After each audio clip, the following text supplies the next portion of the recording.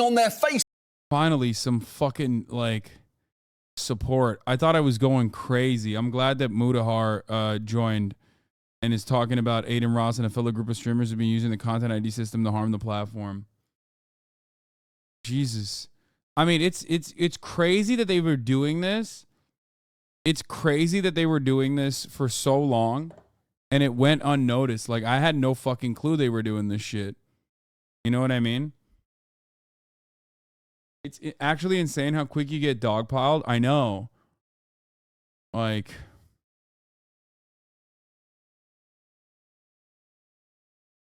Actman is like on board too. I saw.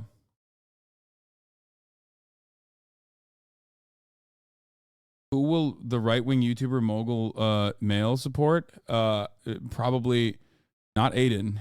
Like, the only people that will come out and like say wishy-washy shit that like kind of is in support of Aiden are going to be Twitch streamers who think that like the audience actually great. The broader majority of people fucking hate me because they see it in their chats. Okay? I'll keep it a $1.50. The only people that will, even XQC didn't shit on me, but like the reality of the situation is these guys are fucking being monstrously bad. And it's something that YouTubers are very aware of. It's something that like, this is a game that has been played on YouTube many, many times over. No one has done it in such a flagrantly abusive way as they admit that they're doing it in a flagrantly abusive way, which is, you know, which is why I was shocked at first that like, which is why I was shocked at first that like people were not talking about it. Even if it's not about me, the other YouTubers that are much smaller than me that AdinRoss is like maliciously fucking targeting is unacceptable. Like, that's crazy. You know what I mean? But again, it does feel a little lonely at times, especially on Twitch, because some of the most like, you know, clippable content creators are rarely ever like boisterously supporting me in circumstances, even when I get fucking DMCA'd and it's like a very clear flagrant abuse or anything like that. So it does sometimes feel lonely on Twitch, but I'm glad that like YouTubers are paying attention. Like, why are people, especially content creators, doing the whole, but you have you considered legally blah, blah, blah? Man, fuck that. Because it's an easy and snide way, in my opinion, to fucking fire off. Fire one off without saying anything.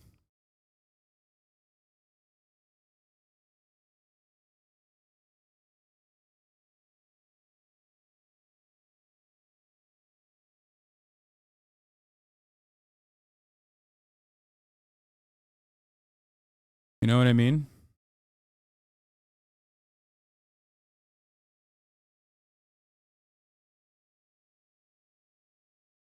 They said the same shit when H3 fought their case.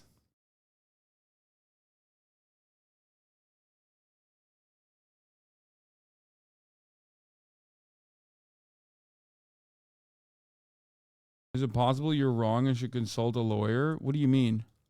Wrong on what grounds? I've been DMCA'd. If they fucking take it, they take it. There's no like, what are you talking about? It's also just, it's not just me. You understand that, right? Like, what Aiden did is completely fucked up. Everyone, even if they're like, well, technically he has the right to do it, everyone understands what he did is completely fucked up. You get that, right? Like, I've yet to hear from a single person, even if they're like wishy-washy on it and they're like, well, he has the legal grounds to do so. I've yet to hear from a single person going, yeah, actually, what Aiden is doing is completely in the right, except for like, 14-year-old Aiden dick riders. You know what I mean? But it's not even just about myself. It's not even about myself. Okay? Because the myself part of the situation is one thing. Okay? It's fucked up. What Aiden did to me is incredibly fucked up. That's why there's not like a lot of clear boundaries on whether or not this is even appropriate or acceptable. Well, everyone knows it's inappropriate, but like whether or not this is legally permissible. But what Aiden is doing to all these other people who he considers ops is quite literally malicious and a clear-cut violation of DMCA abuse. He is being like he's behaving like a patent troll. Ironic, considering that this is the man who also watched the motherfucking Super Bowl on his stream.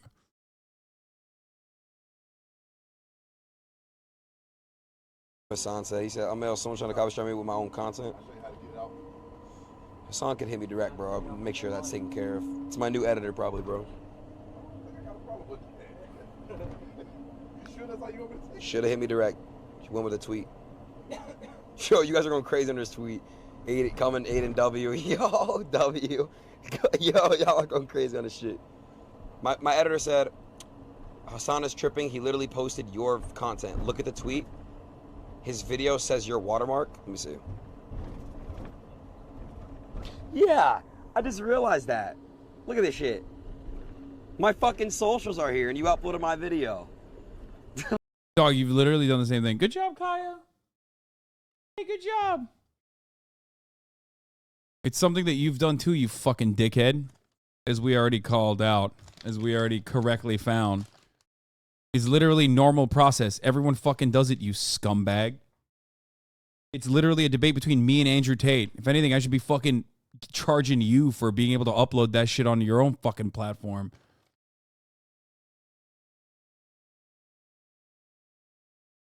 Scumbag. What the fuck? You stole my content.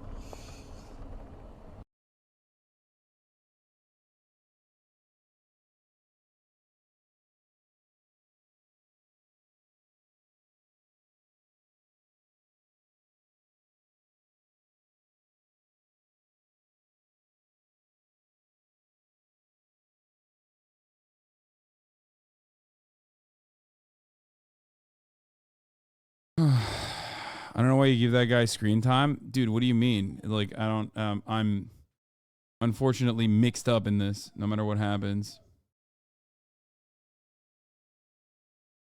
The biggest argument here is that the content wouldn't exist if you weren't there. Yeah, no, literally. Like, what the fuck? What is he saying?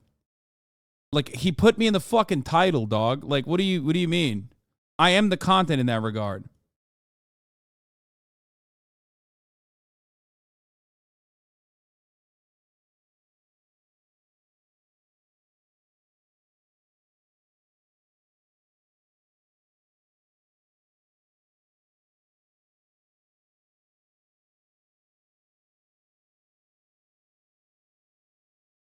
Not break that. Silly goose. Dude, I have no interest in fucking my own community members like trying to do like a I'm gonna LARP as a W streamer Andy and fucking say like lol, take the L, admit it. Like I will ban you. I don't give a fuck. And gals, me Mutahar, and you know, I'm not the biggest fan of AdinRoss, but I'm also not the biggest fan of content ID and copyright abuse on the platform. Now, ladies and gentlemen, I usually don't really like to do these kind of call-outs or really, you know, go after certain creators or really jump into it. First off, the drama really isn't something that I enjoy. It's not really drama in my opinion. Drama to me is like really stupid shit. When it comes to actual, like, tangibly, like, harmful things that are happening on YouTube, on the platform, I like to speak out about it because it leads to a larger issue. So for me, when I talk about AdinRoss, it's definitely because what No, Muda does not have a fucking hate boner for me. What are you talking about? He literally, bro, little bro's acting like she's little sis acting like she's fucking in prison right now. No, no, stop. The policy is not moving her until she stops crying.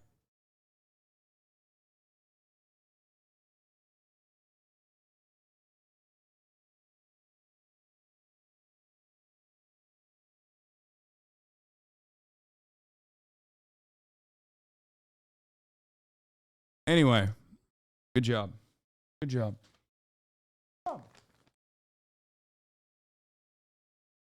Sit. Sit.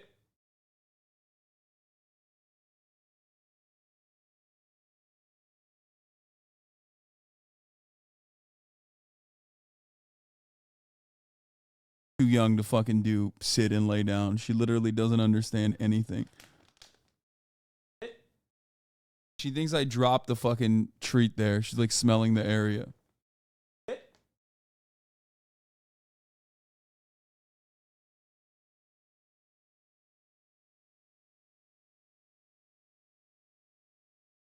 Chill out. I'm not turning the Kai cam back on. She's being a menace a little bit right now. What was I?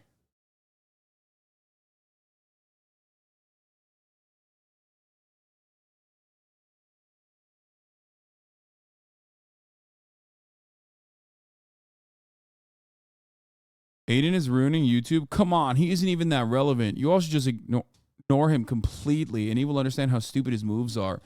Dude, this is not about me or other people, okay? This is not about other like large content creators, weirdo.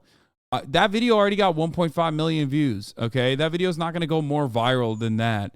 Like, he's not going to make any money off of that. Do you understand? The real problem is he's going after small content creators while abusing DMCA laws, okay? He's stealing money from smaller content creators while flexing. And no, Muda doesn't have a hate boner for me at all. I don't know what the fuck you're talking about. I've literally been on his podcast, and we talk all the time about Steam Decks. So you're not right about that. What he is doing on YouTube, like a lot of other creators, abusing the content ID and copyright system actually can lead to really, really bad effects on the platform. And YouTube should step in and make sure the abuse doesn't happen. I mean, they say there's penalties. I've never seen these penalties goddamn enforced. Now, to understand, I really don't like AdinRoss as a character, mostly because I think he's a genuinely harmful individual.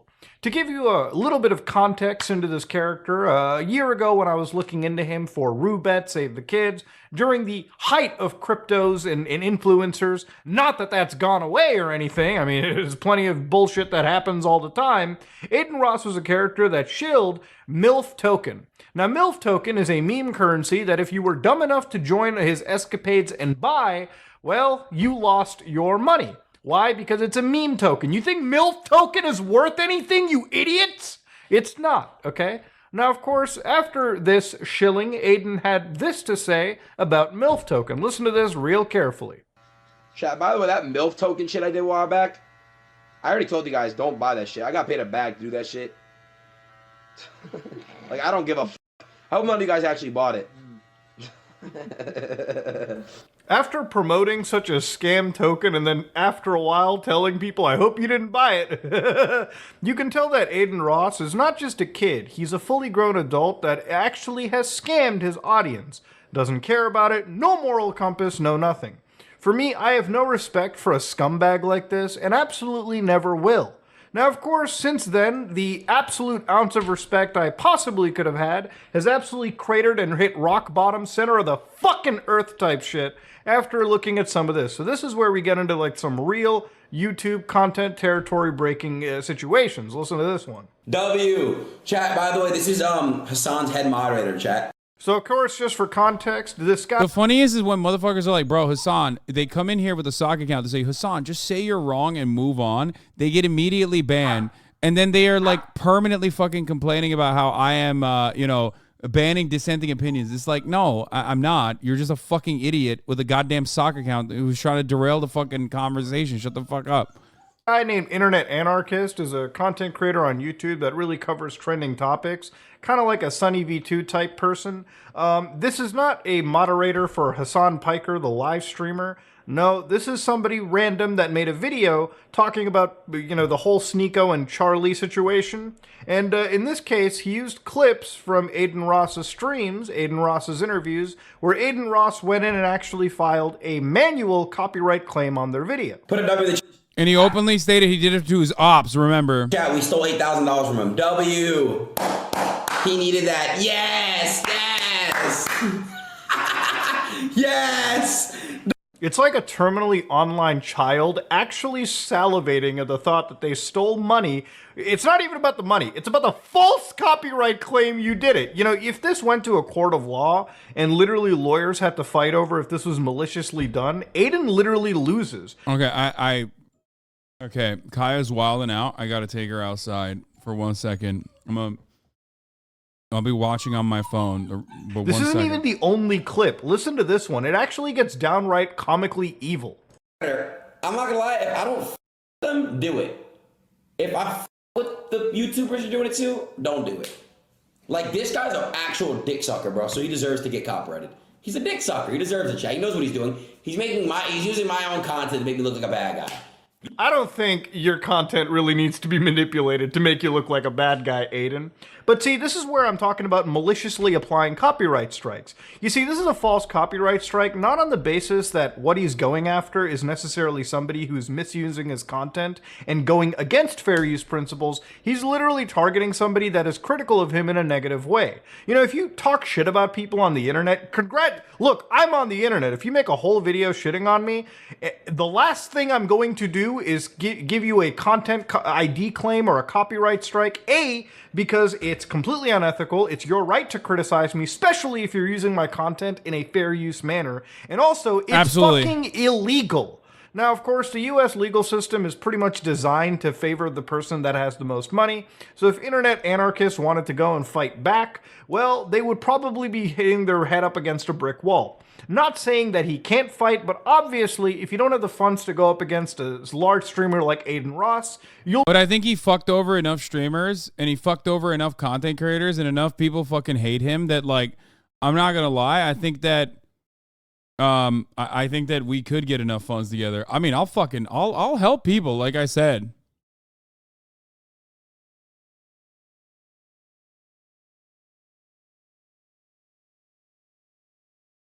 Straight up.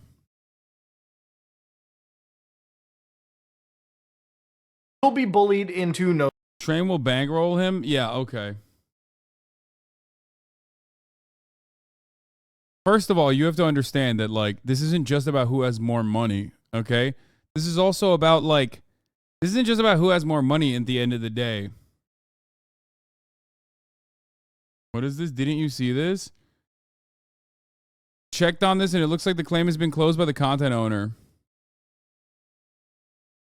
Oh, they fucking went and reversed this one. Okay, fucking pussy. Yeah, that's right. You fucking bitch. Exactly. Motherfucker.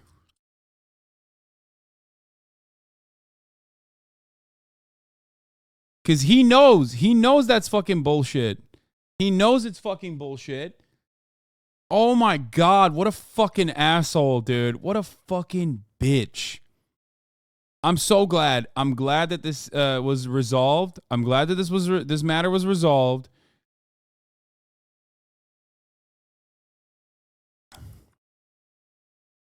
He's such a fucking asshole, dude. What a fucking piece of shit.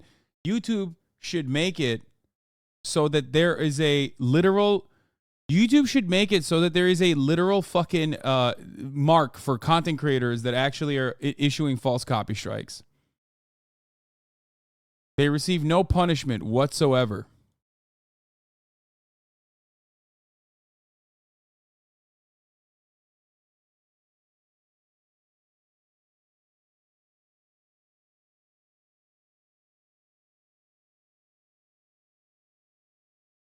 Wait, what the fuck?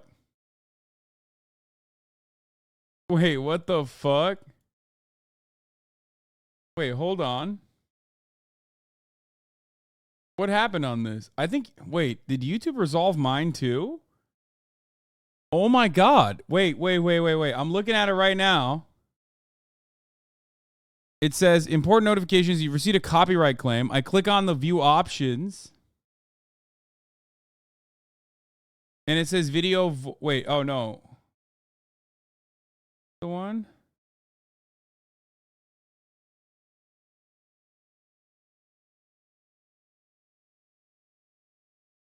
Wait a minute.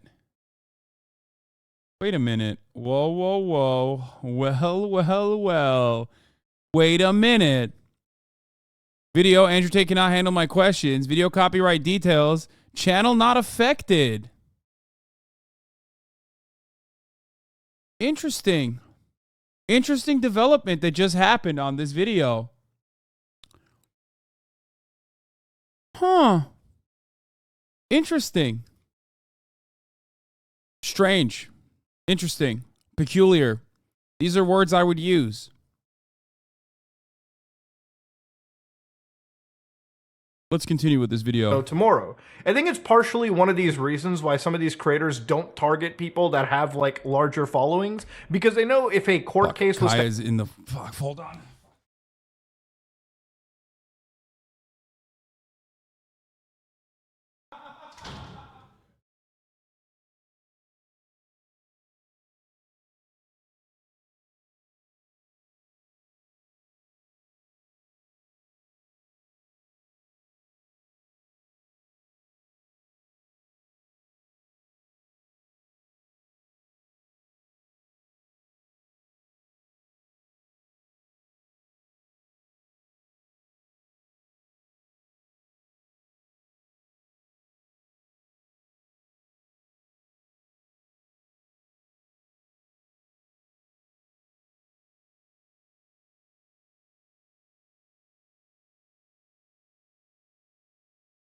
Hello.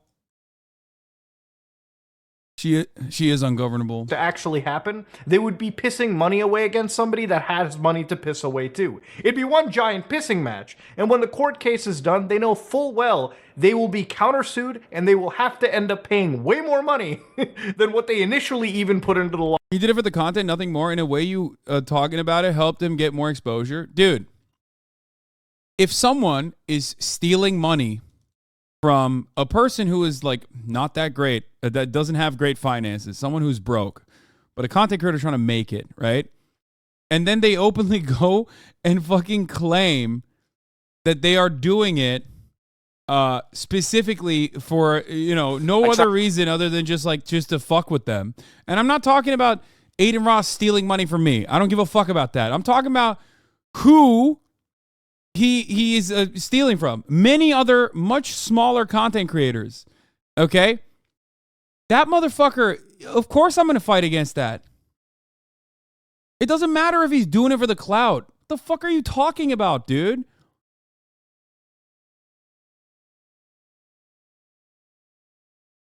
Like, this is such a ridiculous thing. Why would I fucking sit there and show my belly? Like, what do you mean?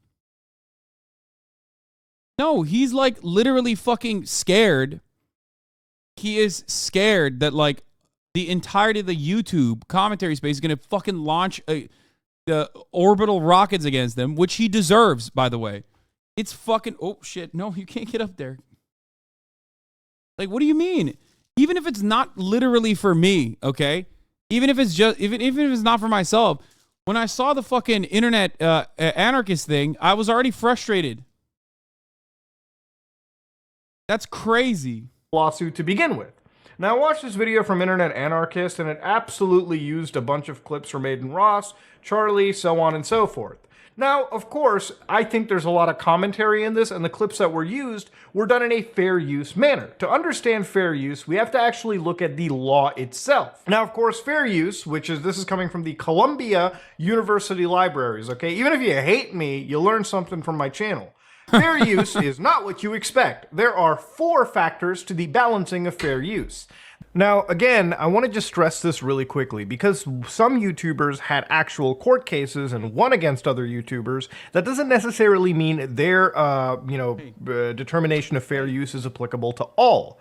So obviously, Ethan Klein and Matt Haas, their situation was different. Ethan actually used very, very small portions of the work and created a transformative topic, a transformative video. If you just download somebody's entire content and re-upload it to your channel, obviously that's not fair use.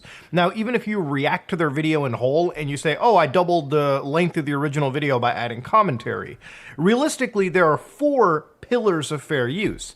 You may have inadvertently created a market substitute for the actual product. You may have actually just re-uploaded the entire video, and a case could be made by the original copyright holder as to why would some... The HasanAbi Clips Industrial Complex absolutely violates that, but the real reason why nobody does anything or says anything about it is because the reason why nobody does or says anything about it is because everyone understands that you're like a fucking asshole if you were to go up against it, or most people actually personally do not mind it. As a matter of fact, they like it.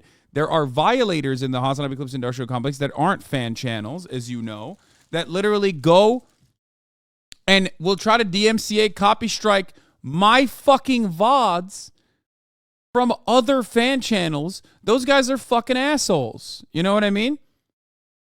We've discussed this so many fucking times. Also, don't you openly allow people to use your IP? Yes, I do, which is why there are certain issues sometimes. Certain issues sometimes that arise from that. There is going to be a day where I will not be able to like very easily carry her with one hand and put her over this fucking crate. And I am not excited for that day.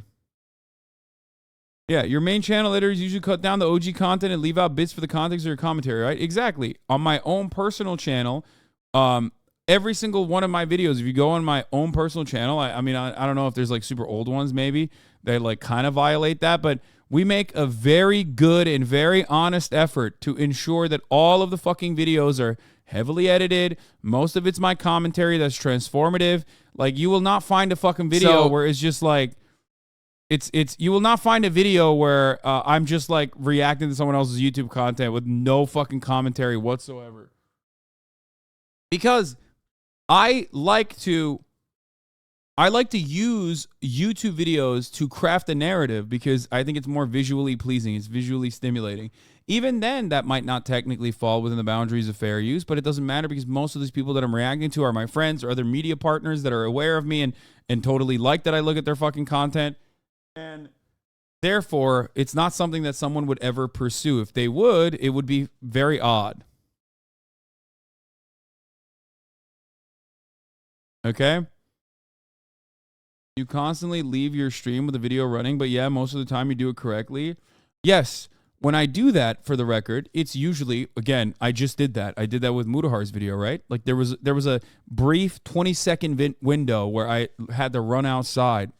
So why did Ethan snake your ass? Ethan did not snake my ass. Stop trying to fucking, create additional drama. Anyway. Anyone that says I'm constantly fucking leaving videos up and like leaving my seat is probably running off of like super, super old drama at this point. Reactgate drama that never really went anywhere, but it's the reason why people always say that I am currently is the reason why people always say that I'm like, oh, fucking Hasan doesn't react, he just like leaves videos on. I respond to it, but I probably shouldn't. You're right.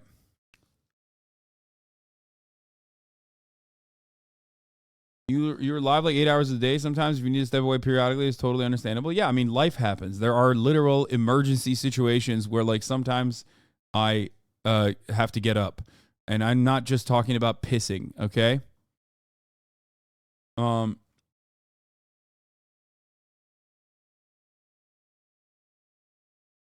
But ultimately, like I said, the people that we are the people that I'm reacting to, like the overwhelming majority of the content that I react to, unless it's like Ben Shapiro or something, and I'm not leaving that on to fucking walk away or anything like that. But the videos I'm reacting to are from my friends who don't have an issue with me reacting to those videos.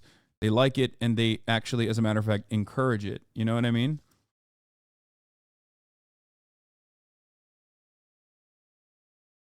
I hope I can stop arguing with Aiden fans on Reddit now that your content is resolved. It's tiresome. Yeah.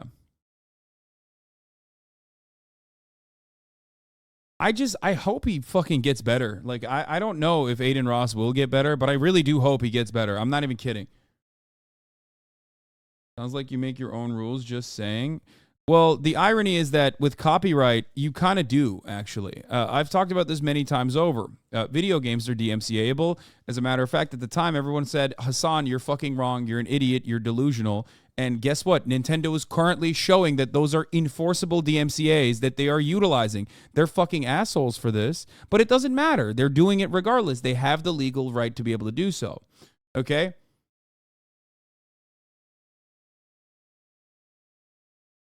Nintendo does it. They are public enemy #1 for that reason. But they do it. They do it all the fucking time, and they're pieces of shit for doing it, and everyone recognizes they're pieces of shit for doing it. All matter of content in the Let's Play streamer region is technically on shaky DMCA-able grounds. Every single thing that you do on stream, for the most part. It's a matter of imagination at this point. The fucking images that we use as emotes technically could be subject to copyright. Everyone always says you're wrong, but it doesn't matter. Nintendo quite literally has done so. Like I said, they say that I'm wrong. It's up to the creator. It's up to the holder of that IP to not behave like a fucking piece of shit. Okay? It's the unfortunate reality. The way that these laws are written, my own personal opinion on the matter does not mean anything. I am not a fucking IP guy. You know I don't like IP. You know I live my own morals out pretty perfectly. My fucking haters will never admit that, but you know, that's the unfortunate reality. Things behind me could get DMCA'd technically. Like things behind me that are brands could get me into trouble with copyright. Of course, no one would enforce that because that's insane. But, you know, that is the reality. Anything could be copyrighted just as Disney. Exactly. Disney literally told a parent that they could not have Spider-Man on a 4-year-old leukemia death, a 4-year-old child who died of leukemia. They said that they could not put Spider-Man on the fucking gravestone. If you think that copyright doesn't extend to every single facet of our existence, I don't know what to tell you. Okay, you're out of your fucking mind. Every video game publisher could decide they don't want their game streamed, and game streaming would cease to exist. Exactly. Same goes for reacting to YouTube videos. It was Winnie the Pooh, I thought? No, it was Spider-Man. Now, of course, I have talked about this so many times on this broadcast. It's one that frustrates me to no end. Okay? I think it's really fucked up that people abuse this shit. But ultimately, a lot of the content that we look at here on the Twitch sphere, whether it be XQC watching full episodes of SpongeBob SquarePants, or me fucking watching whatever TV show, old TV show that I'm watching, or just a random YouTuber's videos that I'm watching, all of that could technically be DMCA'd. Yeah, that's not a fake story. Here it is. Disney bans grieving father from having Spider-Man on son's grave, like literally. Disney wants to preserve the magic of its characters. Like, if you think that these guys are not fucking evil villains in the way that they're operating, I don't know what to tell you. Firewatch creator actually copy-striked PewDiePie from playing his game on stream when he was doing a Let's Play. It happens. It has happened before, and it will happen over and over again.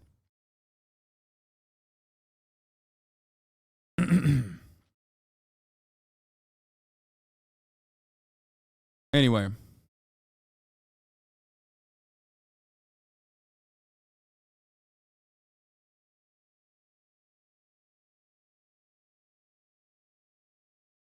Somebody go and visit my channel or view the content natively if they've already viewed the entire piece. You can't just put up an entire movie, review it by commentating over it, and not expect Disney or any large megacorp to completely not take you down.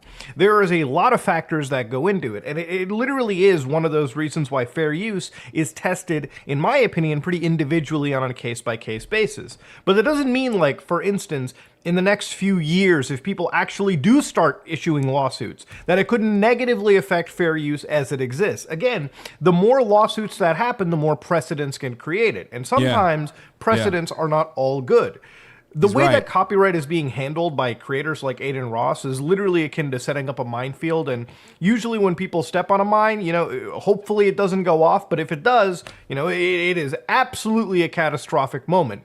It's bad enough that the actual, like, big mega corporations literally abuse YouTube's copyright systems, and YouTube needs to step in to at least prevent YouTubers from abusing the goddamn system itself. Yes. Just based on the clip I showed you, it was a malicious strike, a malicious claim that should absolutely be reversed by YouTube. Because again, if a tool like this could be used to abuse, because it is, smaller creators, then that's not a platform that we should necessarily support. That's not a thing we should be supporting. Now, AdinRoss is not exactly the most intellectual fucking person that I've ever seen, because literally in the statements that I just played, it almost is like they don't care about fair use. If they were to go to a court, you could absolutely argue that they're doing this maliciously, and they have literally no basis to properly file a DMCA or court claim on.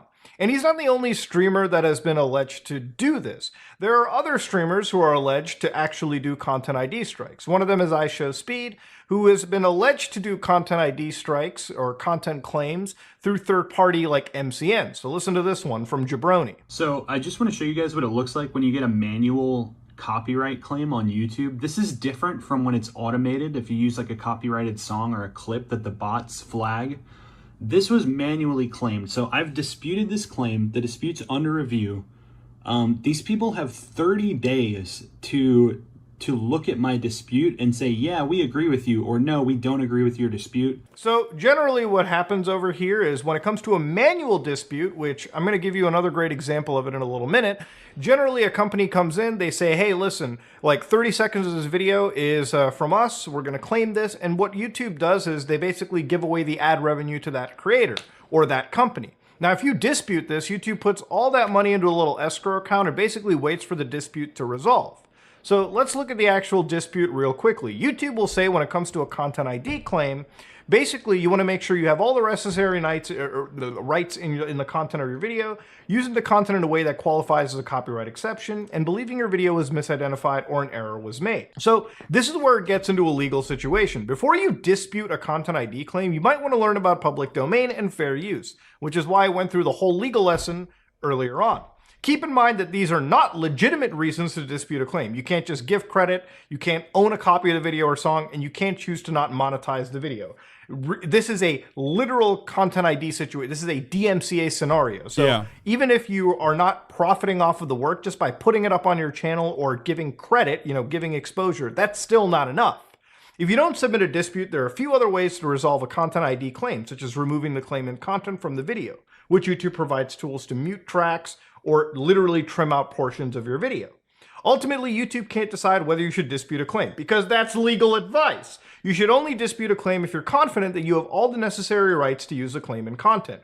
Repeated or malicious abuse of the dispute process can result in penalties against your video or channel.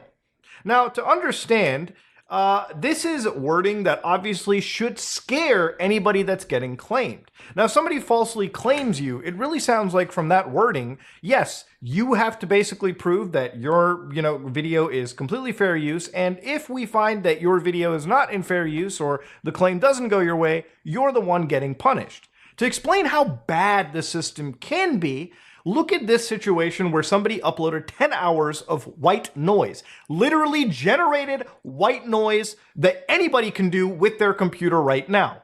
Because of this, there were plenty of companies that came in and claimed literal sections. So this one company, behalf of white noise sleep therapy, jumped in and said this random few minutes, 6 hours in, was theirs. Then you've got other people like Elmo LA Records. Then you've got white noise sleep therapy again. Then you've got Rachel Conwell, who said this is a symphonic distribution. Yeah, apparently white noise is part of the fucking symphony, okay? So initially, if you wanted to dispute all of these, which I guess would be their each individual claims, yeah, you better hope to God it doesn't go wrong. Now, YouTube needs to have a level of common sense where they look at situations like this, or maybe have the ability to provide further context. Like, imagine if you showed YouTube systems AdinRoss's blatant disregard for actually using this system in good faith and using it to silence critics, then they would. Yeah, like, it's crazy. Like, he openly fucking... AdinRoss, if he hadn't reversed those claims, could quite literally snitch? What do you mean? Yo, I'm sorry, dude. Look, I look at idiots professionally online. Like, it is a big part of my job. I look at some of the most pathetic human beings that are, like, literally barely alive, don't even know how they're alive. They have to be consistently reminded that, like, at the top of the hour, there's a 3-minute ad break. And if you no longer want to see those ads, all you need to do is subscribe for $5 or for free with a Twitch Prime, or by getting gifted a sub if you're lucky, because at the top of the hour, there's a 3-minute ad break. Listen, I'm going to run that ad break, and I'm going to continue on my rant. I look at stupid people professionally, okay? I look at some of the dumbest hogs on the fucking planet, and I love it. I love every moment of it. And I'm not even joking when I say AdinRoss's fandom are literally the dumbest human beings I have ever. I don't even know if I can call them human beings at this point. They are some of the dumbest fucking idiots I've ever seen. Like someone coming in here and being like, "Oh, you snitched, dog," when like you're the person that you're standing, like very clearly and maliciously is going after small content creators. Like, it is so insane. I cannot excuse this for someone being a child. I'm sorry. You're not just a child at that point. You're a really fucking stupid child, okay?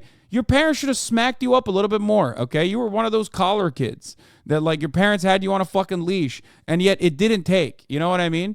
God damn, dude. Holy fucking shit. I mean, actually, unironically, some of the absolute stupidest fucking kids I've ever encountered. And the worst part is they're not even kids. The worst part is they are full-grown adults in many circumstances. Can you not joke about abuse? Shut the fuck up, bitch. Shut up, 6-month subscriber. I have literally donkeys in my fucking audience. Look, that's what I have to deal with on a daily basis. That's a 6-month subscriber that says, can you not joke about child abuse? Shut the fuck up. Shut up. Okay? Shut the fuck up. Shut your stupid, dumb, I'm the wokest motherfucker in the room mouth up for 3.5 seconds, you narcissistic, like, attention pedophile. That's what you are. You cannot have a conversation outside of one that does not center you and your personal trauma for 3.5 seconds.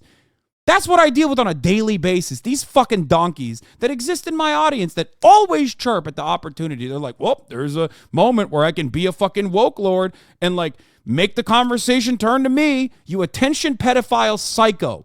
Shut the fuck up. Okay? Shut up. This is not about you. I'm sorry. I know you grew up in a Connecticut household in a McMansion and you think every single subject matter is actually somehow related to you, but this is not about you. Shut your stupid fucking mouth, okay? And even then, the AdinRoss fandom is dumber than that fucking idiot that I just banned, okay? God damn, dude. I can't even fucking... Whew.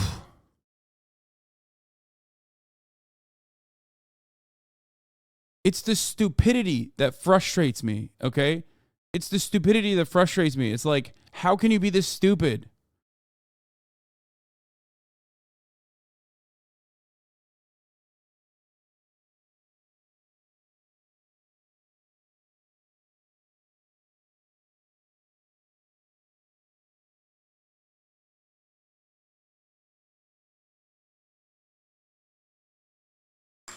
I thought debate perverts were the worst. We got attention pedophiles in the chat now. Anyway, let's continue. It would absolutely reverse these claims. Again, this isn't even entirely YouTube's fault. The problem with Content ID and the reason it was made was literally to make sure YouTube couldn't die.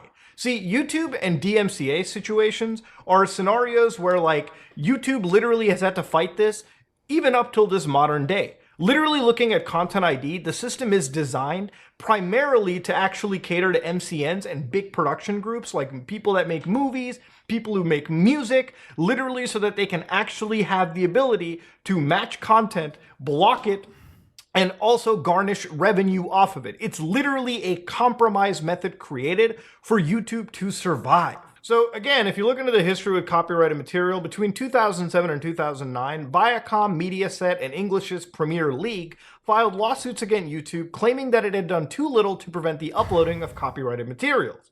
So Viacom actually at one point demanded $1 billion in damages. So again, when it came time to criticism for this entire situation, basically if a YouTube user disagrees with the decision by Content ID, again, you fill in a form disputing the decision, and again, that claim is sent directly to the party that owns the supposed copyright, who effectively has the final decision. And of course, if they don't respond properly, if they don't respond on time, yeah, it'll go forward in your case. But remember, if you're doing Content ID stuff and you are disputing it, you're literally getting involved in legal affairs. And again, Internet Anarchist is not the only YouTuber this has happened to. Omni, great friend of the show, been on our podcast a couple times, has said they doubled down on the copyright claim and now my channel is at risk of getting a strike again. If anyone has been affected by Create Magic MGT, let me know. I'm officially going to war with them and YouTube's broken copyright system, more tomorrow. So again, he's talking about where his channel is getting absolutely content ID'd.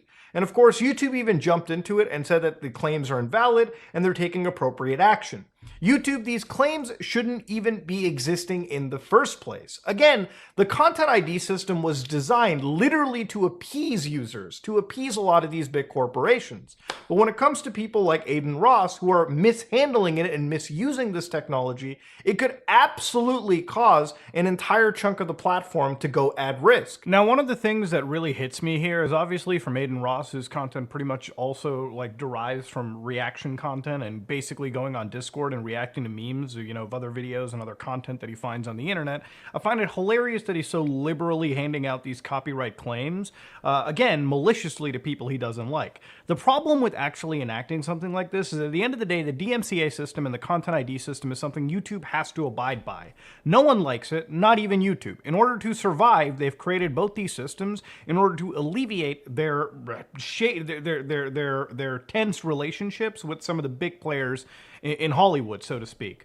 Now, the thing is with a system like this is while there is some net good that I guess it can provide for some of these companies, using it like a nuclear cannon against other content creators pretty much opens the possibilities for potential lawsuits to kick in. It only takes one lawsuit to truly change the landscape of the kind of content that all of us create on the entire platform. This is exactly why it's like adpocalypse, man. You don't want to fucking rock the boat for everyone else, dumbasses.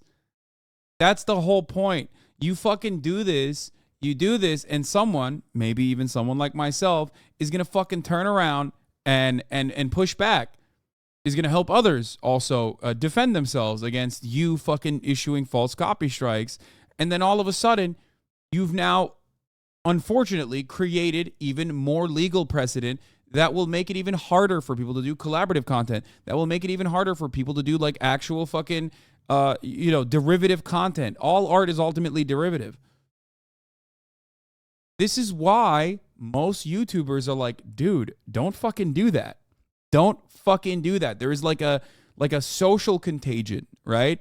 Like YouTubers understand that this ruins like a fundamental way of making content online, which is why YouTubers especially get very upset when you turn around and fucking do this shit.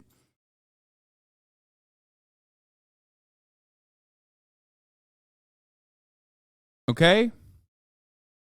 You are such a donkey dick, short-term Andy for behaving this way. But even if you didn't want to get into the ethics of it and the idea of like, hey, the ramifications, this is just illegal, okay? And at the end of the day, it's like, it's a shame that AdinRoss is part of a select group of streamers that are actually using this tool to cause harm directly to this platform. You know, it's one thing to just react to the content without asking. It's another hilarious situation to react to the content, cover it, and then suddenly believe that you are exempt from the same rules that you constantly break, and then hand out these absolute copyright gems like they're no tomorrow. The irony, the irony is that like Aiden with me, this is the different one. This is actually about Aiden and I Show Speed like copy striking random YouTubers for commentary that they engaged in. But like even with what he fucking did, like this is a guy who watched the Super Bowl, man. He watched the Super Bowl live on a platform that like somehow was able to shield him.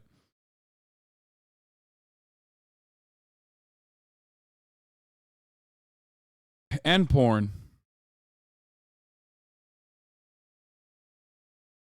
At the end of the day, what AdinRoss has done is basically abuse a system that exists, and ultimately, if it continues to be abused, it could lead to really, really massive ramifications for the platform. And honestly, YouTube needs to step in right now and prevent some of these organizations from having their Content ID tools. At the end of the day, this is a privilege to even be part of the Content ID system. And clearly, we've just already started to see literal streamers abuse it through third-party MCNs. Because again, from what I understand, from what I know, this isn't Aiden doing it directly. It really does appear to be a third-party MCN that's handing it out on behalf of AdinRoss. Now, I guess the only silver lining... Aiden was doing it directly. His editor was doing it to his ops, according to his like firsthand knowledge of the situation. For the record, is that we looked at the clip earlier when he was like on the phone talking to another content creator, like very clearly saying like, "Oh no, I'm just going after my ops," which he literally apologized because he went after everyone across the board, and some of his friends got caught in the copy strikes. So he basically turned around and was apologizing to one of his friends that he accidentally copy striked, saying that, you know, my bad, you know, I'm just only going after ops. Lining of this is AdinRoss is doing content claims, which again, YouTube should absolutely be looking into, and YouTube should be handling misuse of this platform, misuse of this tool, so that honestly the lives of many YouTubers can be easier. Literally, it feels like this tool is used to silence criticism and actually put risks on a lot of smaller channels, because larger channels know full well that no channel wants to go through a lawsuit, especially those who are living paycheck to paycheck and can't afford a lawsuit. Now, of course, content strikes, copyright strikes, which are even wilder forms of attacks. You know, one recent example was CGP Grey, who literally issued 2 strikes against a channel known as Vlogging Through History. Now, from what I understand, these were reaction videos that he was striking, and there were significant chunks of his videos played. Now, regardless of what you think about how much commentary is added and what you believe is fair use, nobody knows what fair use is unless somebody gets sued. Now, again, 2 copyright strikes is the super nuclear option, because adding 1 Yeah, because a third one means your channel is bye-bye, gone. strike extra means your channel is gone. Now, of course, from what I understand, Vlogging Through History got 1 strike removed, but generally, this is like the severe nuclear option. And even if CGP Grey was in the right, it's still a severe nuclear salvo to throw, and it's a scary situation when, again, YouTubers are suing other YouTubers or literally initiating legal actions. And it doesn't even extend, like false copyright strikes could literally even involve video game companies. Like I've been wanting to do one video on something known as SPT AKI, which is single player Tarkov. Now, generally, I hate battle state games because while they've made a good game known as Escape from Tarkov, they are terrible fucking developers for a multiplayer game, all right? Escape from Tarkov probably has the highest ratio of cheaters to legitimate players that I've ever seen. And CGP Grey strike Ludwig? Wait, really? He's like that? I thought he was chill.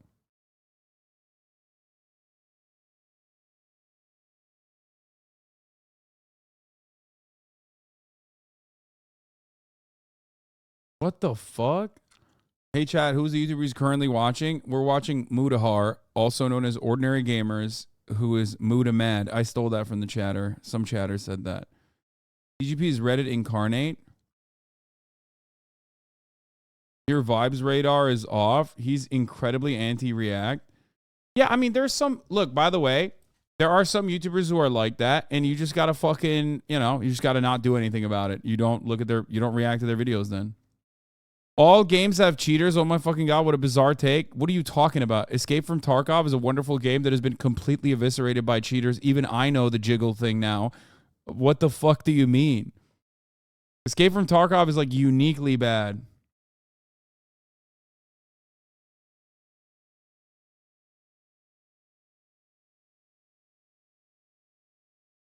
This doesn't even begin to cover the outright stealing on Facebook video or React channels where no talent hacks add a few laughs or nods but side by side. It was 2 years ago? Wait, no way. He's still mad about it too? And he bought fucking blue checkmark. He's blue checkmark Andy. Tarkov is the worst when it comes to cheaters, but devs have cleaned it up recently. Also do the RMT in game. He's pretty against fair use, have been since the beginning and talked about it a lot on both Hello Internet and Cortex podcasts. I mean, I guess I have only seen some of his videos in passing, and I did not realize that it was like that. That's sad to hear. I don't know, man. We're all in the same fucking content game. It's just like, I don't know. It's like wild that he's still shitting on Lud like that. I mean, I love shitting on Lud, but come on now. Rare Ludwig L. Oh, God. Down with the state. I'm on the Council of Riz. I love when someone is an anarchist, but then they're like, IP laws, copyright. I'm so with it. And I'm also going to defend the monarchy defender. Fucking first Noam Chomsky, then this. Anarchists for copyright and also monarchy. And for the record, yes, I'm aware that CGP Grey once made a YouTube video where he like tried to say that there was a reason for the monarchy to exist and it actually brought a lot of money. I know that he was wrong on that, but even then I thought that he was, you know, I guess I haven't like, why do people hate on Lud? Nobody hates on Lud, Sludge Dev. We're joking. It's called a joke. We're joking. We like Ludwig.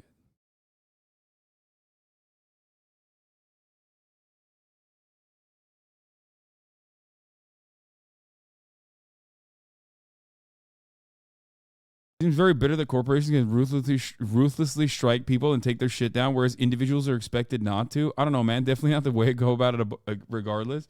Yeah, I mean, ultimately, if you think that like corporations why can't I talk today? Ruthlessly striking people down, then, you know, why would you want to be like, well, I should have that right too? It's like looking at DuPont Chemical and being like, if they can dump toxic waste into my natural water supply, why am I not allowed to do that to my neighbor's lawn? What the fuck? It's very strange to look at a shitty situation and be like, I should be able to do that as well. Anyway, I do understand it though.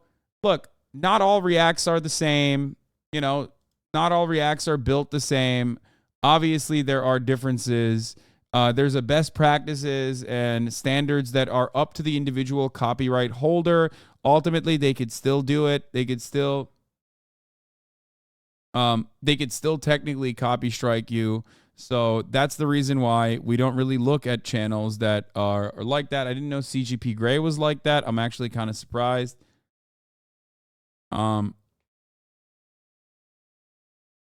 Anyway. I want to put in fake DMCAs too. Yeah, I'm actually a temporarily embarrassed multinational corporation.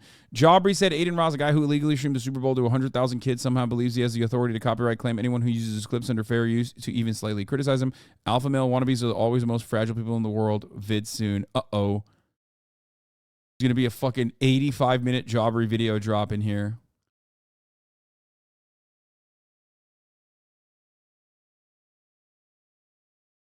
A lot of content creators similar to CGP Grey are really mad, rightfully so, about Facebook video just stealing their videos. No commentary whatsoever. And getting a shitload of revenue. Yeah, that is totally fucked up. I don't have a disagreement with that. I'm talking about someone who's like genuinely trying to make an effort to like, you know, look at someone's content, uplift it in some way, and then add additional commentary off of it, utilize it as a launching point. We've been watching a 22-minute Mudahar video that also heavily features, you know, something that is important to me. And, you know, I've probably been reacting to this for the past hour and a half. Now, technically, Mudahar or others might have an issue with that. They might say, well, it doesn't matter that you fucking watched through the whole, you still watched through the whole video. It doesn't matter if you fucking genuinely and legitimately improved it or whatever. And that is true. They can do that. And if that is the case, then I will never watch their videos again. I will apologize. I will take the video down. This is my policy. Okay? This is absolutely my policy. I think that this is unfortunately the only way to do React content that already has existed on YouTube that everyone does. That and has done for a very long time. The only way to do it on Twitch is by basically watching the whole video and like giving your commentary on it and then having your editors chop it up for the best bits. That's how I would do it if I was offline, and that's how I'm doing it when I'm online in front of other people. You know what I mean? Do I personally think, and others who are content creators personally think, that Twitch streamers and other YouTubers watching and reacting to your footage greatly improves your SEO? Absolutely. I do think that. Some people still might disagree with that, and they have every right to do so. I respect their decision, and I will, you know, I apologize, and I will never watch their videos again, which is originally what happened with the ReactGate, what sparked the ReactGate thing as well. I said, I'm very sorry that I watched your video. I will never do that again. And I thought it would end there, but then it kept, you know, piling. SEO is search engine optimization. Yeah. Several streamers seem to have no problem using your stream as their own content and commenting in real time. I don't think that qualifies as React or even content, but whatever. It doesn't matter. I have no issue with it. Everyone knows I have no issue with it. So yeah, let's continue. And while they don't care so much about fixing it, the community has banded together to produce single-player mods which allow you to experience the progression, the tension of Tarkov without the hackers. Literally, the community had one of the best videos by a YouTuber known as Goat, who literally made a video called The Wiggle That Killed Tarkov, where he produced a video where he looked at Tarkov content, covered the hacking community around it, and basically showed that the situation was far harsher than you could ever imagine. Now, of course, single-player Tarkov is a mod that, you know, plenty of people played. One of those users was Blue Drake 42, who produced content on SBT AKI, which actually ended up getting taken down by Battlestate Games because they just couldn't handle any of that footage being shown around.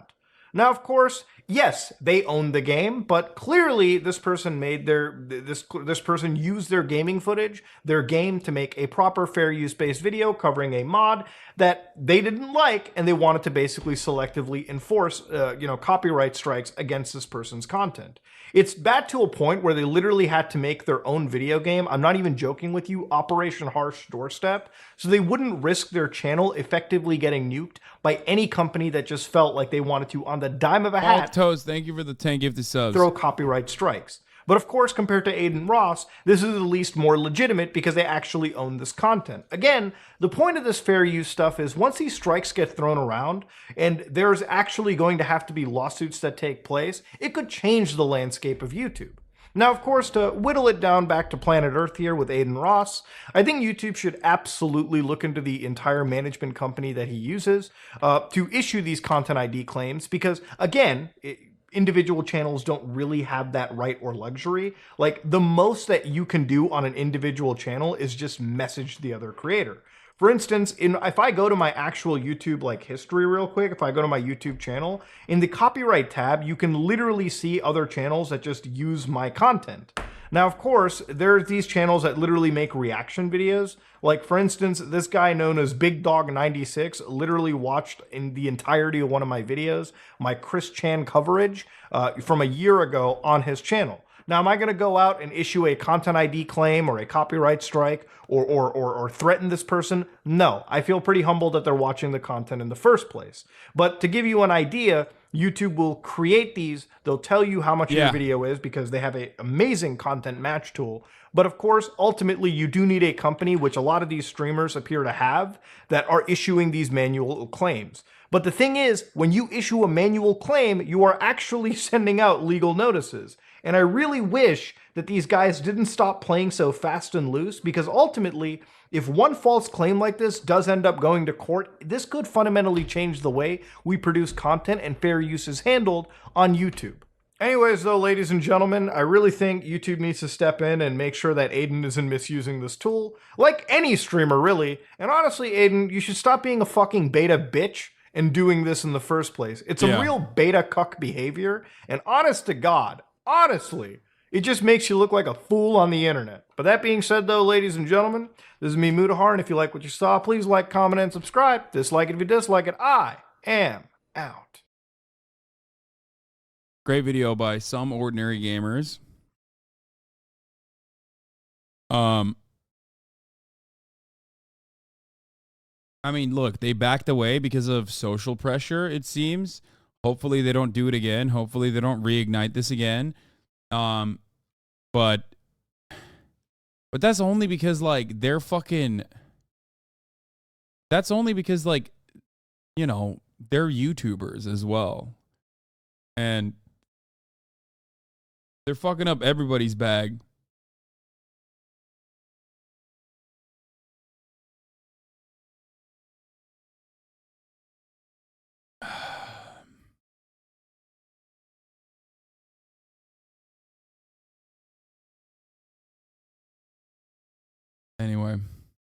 I don't think we finished the John Oliver vid, Lamau. We didn't because I got invested in the new Mudahar drop. And then found out that, you know, Aiden actually, or the copyright that I got hit on was handled. Dude, I can't get over it, dude. I can't comprehend why he's doing this. I mean, I can, I guess, but remember when people could use copyrighted music on Twitch until one day they just couldn't? Same thing, but React content is the risk here. Yeah, and as much as like, here's the one thing that people don't understand. Okay, and I've said this so many times at this point, but fuck it, you know, why not repeat it over and over again? You might hate me and think that like I'm the only motherfucker doing React content, right? And you're like, oh yeah, fuck React content, or fuck, you know, Twitch streamers, like I hate them.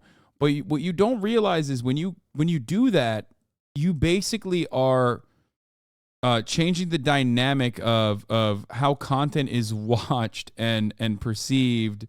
XQC also is a strictly React Andy, and everybody seems to love him when he does it. I've never heard anyone fucking shit on XQC for reacting the footage, which, by the way, they shouldn't. The same principle applies for him as well. But what a lot of people, like I said, don't realize is like you won't be able to fucking, you know, you won't be able to enjoy XQC's Juice Lord reaction either. You know what I mean?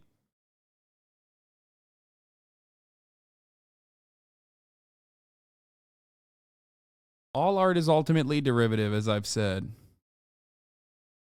Are we reacting or not, King? After the John Oliver, that's the Valkyrae video. So the app would recognize them. And I've got to say, given the history of everything that's happened in this country ever, it is hard to think of anything more on brand than a US immigration app that scans your face and says, not white enough. And none of this is even getting into some of the other issues with the app, like that it's told migrants to report to border stations 1,500 miles away and has made it very difficult for families to get appointments together. And for anyone considering trying to circumvent this process by crossing the border between ports of entry to request asylum, something that, again, is completely legal, under Biden's proposal, you would be presumed ineligible for asylum unless you've already applied for it and been denied in any country that you've already passed through. And as many have pointed out, that is eerily similar to a Trump-era policy that made migrants ineligible for asylum if they passed through a third country en route to the US and didn't seek asylum there first. That forced people into dangerous situations and was completely antithetical to the basic tenets of US asylum policy. And that is something that Biden himself definitely used to understand, given that, remember, he's the guy who said this. Can't even seek asylum on American soil? When did that happen? Oh, I can answer that for you, Joe. Now! It's in a rule that you just proposed. And I know there are a lot of things that we would all like to forget from 2020, like the word Cuomo-sexual, or how everything was cake for a while, or how gonzo my hair got. I look like I legally have to tell everyone that I just moved into the neighbourhood. But your outrage at the treatment of asylum seekers shouldn't be something you're just allowed to forget. So if and when Title 42 expires next month, it seems that we're not going back to the way that things were before Trump. Because with Biden's new proposal, we're just entering a different phase of an immigration dystopia, particularly for asylum seekers, and a lot of people are unhappy with it. The UN High Commissioner for Refugees has said it's inconsistent with the foundational principles of international refugee law and recommended that the government refrain from adopting it. Look, it is pretty obvious that Title 42 was never a functional or compassionate model of immigration policy. But neither is funneling migrants through an app whose boner icon actually makes sense now, given just how thoroughly it fucks people. So what can we do? Well, restoring the right to asylum would roll back at least some of the harm that's been done here. But that is just the start. We also have to scale up capacity of our entire immigration system, including our immigration courts, which, as we've talked about on the show before, are massively overloaded. They're currently estimated to have a backlog of over 2 million cases. And beyond that, it is critical that we also expand other legal, non-asylum pathways into this country. Basically, we badly need actual immigration reform, which means congressional action. But that hasn't happened in decades, and until it does, our immigration system will remain fundamentally broken. But that is no excuse for making things even worse with bad policy and shitty apps. And I know this can be hard to hear for some Democrats who are reluctant to hear any criticism of Biden. They will point out that Trump was absolutely worse on immigration, which he definitely was. But that is too low a bar. Biden should, at the very least, be held accountable to the promises that he made. But the problem is, when it comes to asylum seekers in particular, you're talking about a group of people for whom those promises are among the easiest to break. And the fact is, migrants are going to keep seeking asylum in this country, as they have every legal right to do. And we need to make a choice in whether we are comfortable to continue leaving so many of them in squalor and danger at the border, or whether we are willing to finally fulfill our nation's promise of offering them a safer, more hopeful life in a free country, complete with the single horniest pile of gators in the entire world. Yeah. It's only going to get worse. I'm just letting y'all know. Like, it's only going to get worse. The more climate change eviscerates agricultural production in the global south, the more there are extreme weather conditions that were very rare, once in a lifetime extreme weather conditions that are happening way more commonly, targeting areas that have no infrastructure whatsoever. The more there will be mass migration to areas where there is development. And ultimately, it's going to get way, way fucking worse. You either, try to evenly develop these areas, stop exploiting them, stop engaging in the extraction of their natural resources while simultaneously abusing their labor force, and make it so that these places are actually habitable for the people that are living there. Or you will turn every country into a hollowed out shell with all of its people looking to survive. Human beings are very adaptable, okay? Adaptability is one of the major components as to how we have survived for as long as we have. They're going to want to live. They're going to want to survive.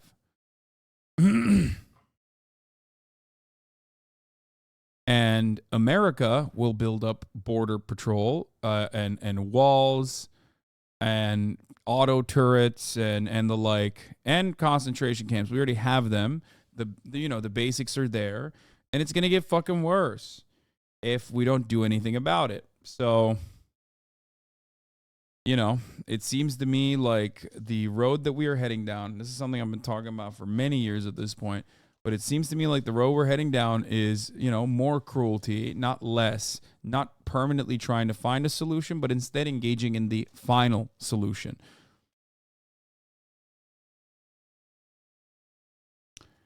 More barbarism. All right, let's move on to some fun shit. How I got into an issue of Vogue Philippines behind-the-scenes vlog from, you might recognize her from the stream yesterday. This is 100 Thieves Valkyrae, who did a photo shoot for Vogue Philippines, a 7-pager, as a matter of fact.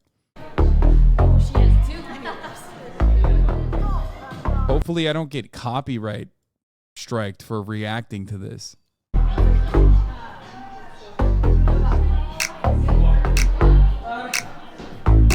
And I was thinking, I don't want any food in my teeth. I would tell you. I didn't bring a toothbrush. I don't want to smell like Starbucks. I want a snack. If I get hungry, but I think I'm just so excited. I'm too excited. I can't believe this is happening.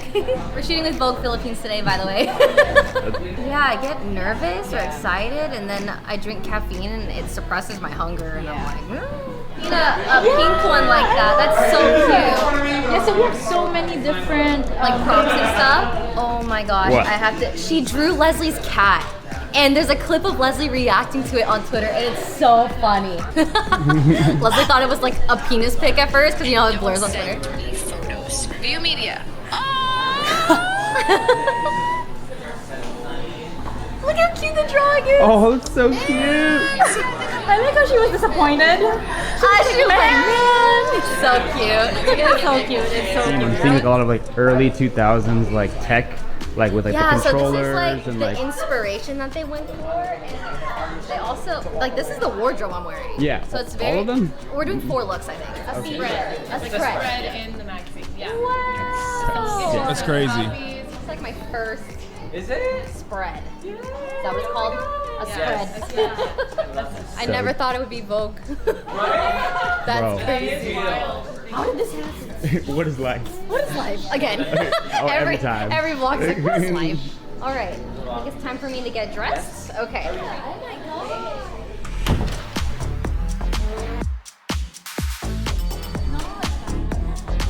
Yo, this fit is fire.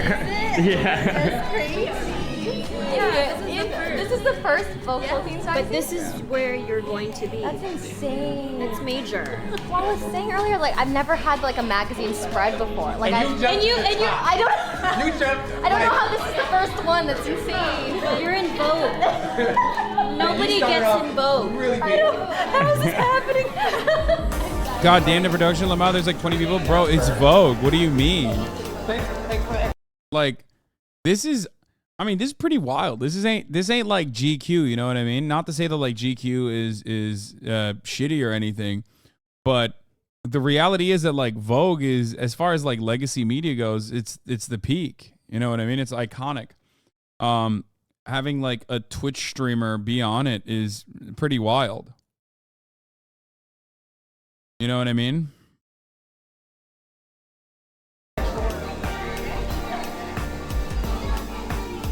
Jesus. We forgot about the nails. They're ugly right now.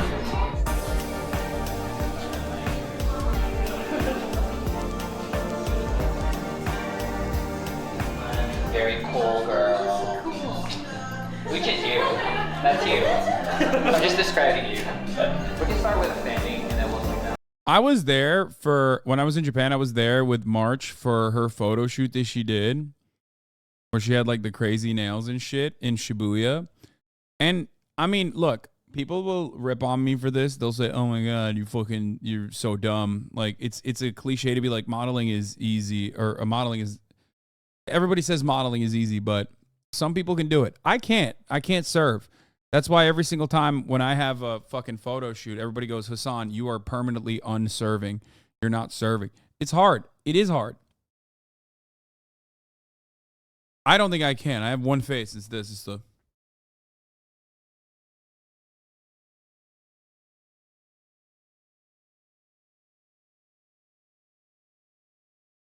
Hey. What's up?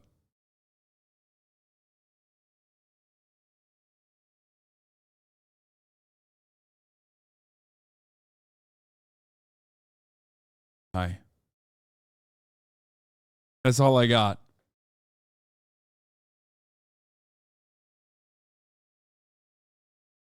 At the top of the hour, serve you a 3-minute ad break. And if you no longer want to see those ads, be a good girl or see those ads, then all you need to do is subscribe. $5 or for free with a Twitch Prime. That's right. By connecting your Amazon Prime account to your Twitch account, will get one Prime subscription a month. Use it on your favorite favorite streamer. You can also get gifted a sub. Been a good girl. Get gifted a sub too if you're lucky. Here's a 3-minute ad break now.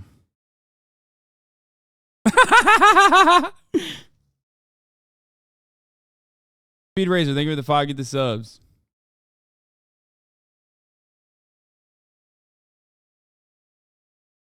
That's the maximum I can do. And I don't even think that's good. Let's be fucking real. I don't think it's good at all. Here's the 3-minute ad break now.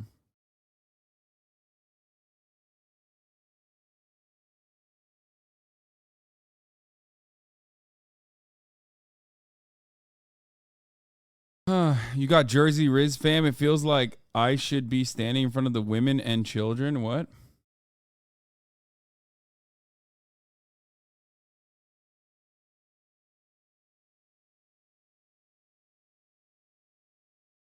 Canna bitch lover. Thank you for the 5. Get the subs. Nessa Viviers. Thank you for the 5. Get the subs as well. That's not true. The portraits I took of you turned out insane, and it's 100% because you are a good model. I don't think I am, but thank you.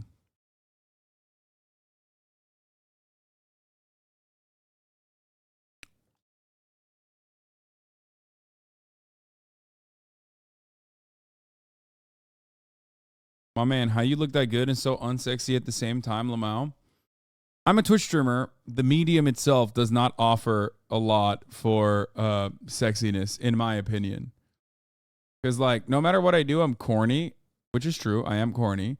And also, on top of that, no matter what I do, I'm, like, trying. You know what I mean? And when you know that, and you know that it's not me at all, it just feels weird. I'm sure all of fucking Pedro Pascal's friends look at photos of him at the red carpet and make fun of him. You know what I mean? They're like, dude, the fuck are you doing with your face? Whereas, because you see me 8 hours a day, you know that it's not like a random snippet of the day where I'm, like, looking hot.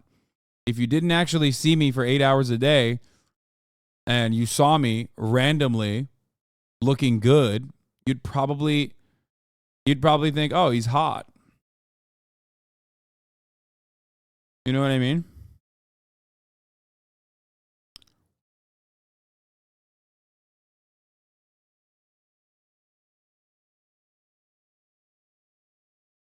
Anyway, let's continue with the video. I'm gonna pee. I'll be back in a second. Sorry. You're killing it. These look so good. Yeah.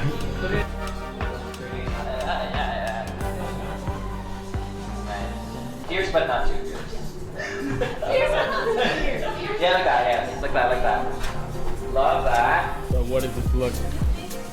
It's shiny. Insane. You did not need to snap this hard. I've had like interviews in magazines, but never like a photo shoot.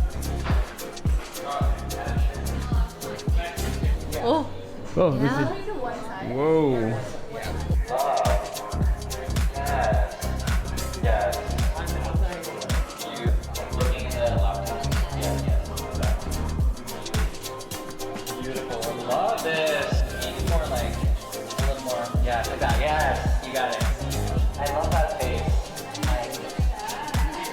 I love that face.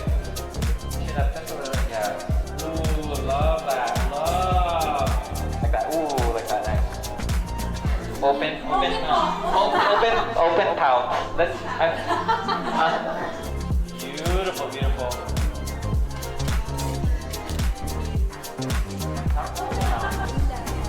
These are great, Ray. I'm so happy with these. Oh, I just remembered why I did that whole serve thing.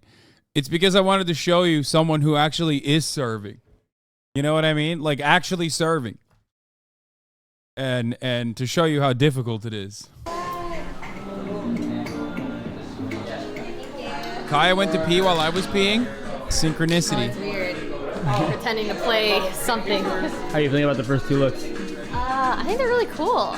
I'm just like letting them have full control. I was like, whatever you think looks best. Wait, did she whatever pee you wanna off do the with my- pad or did she pee on the pad? Because there's a little bit of pee on the ground.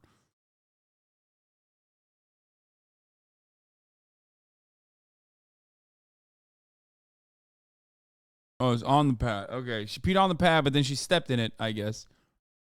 Because there's a little bit of pee around, which is expected. My hair, makeup, do it all. The shades look Do up. everything, huh? The shades looked up. Oh, bro, come on. All these fits are like very, like powerful. Yeah. Like they're strong dope. fits. Yeah, open pout. Open. Angry pouch. Every time we ever take pictures again, I'm just gonna be like Open pout. Yeah. To be fair, apparently like that's the look. it is the look actually. Like, you look like intense and The badass. open pout? Oh shit, I'm learning. Is that how you do it? Is like this?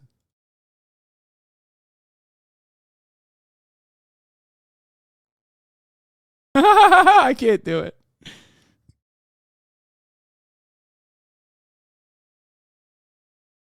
It's like this. Oh god, jump scare.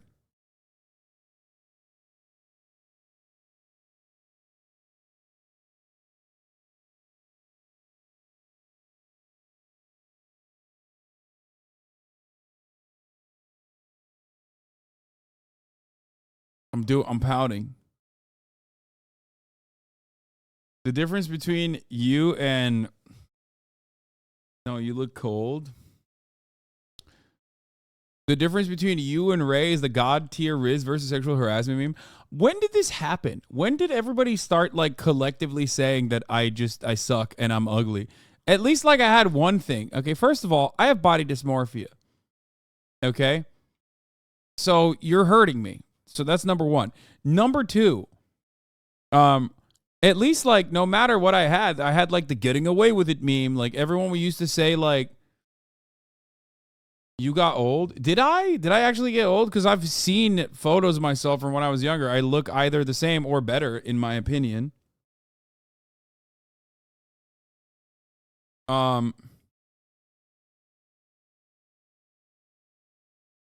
You're hot, but the Riz is goofy.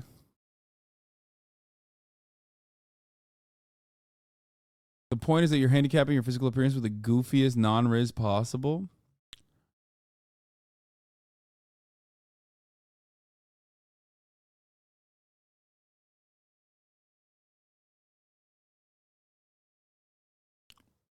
Yeah, I mean, the long hair really cooked me, but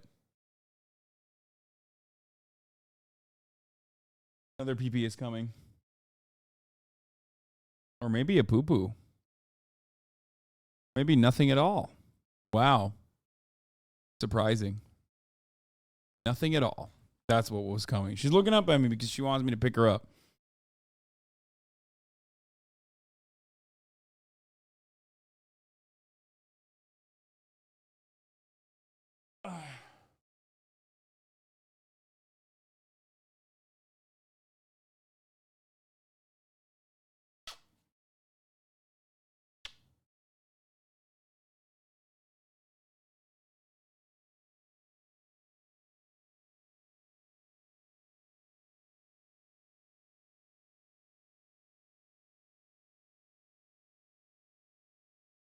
This is where daddy works.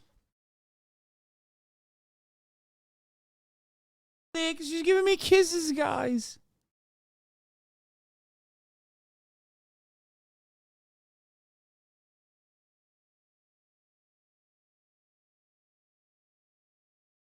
In like a year, she'll be too big to fit on your lap. Try a couple months.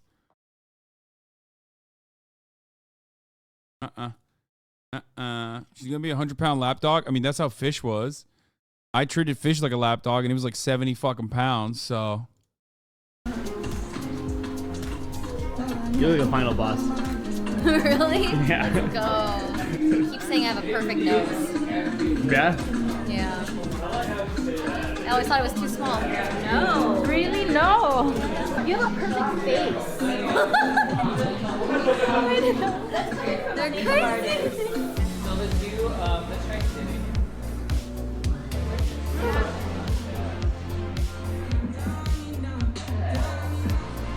Sharp? Yeah. Thank you. Yeah.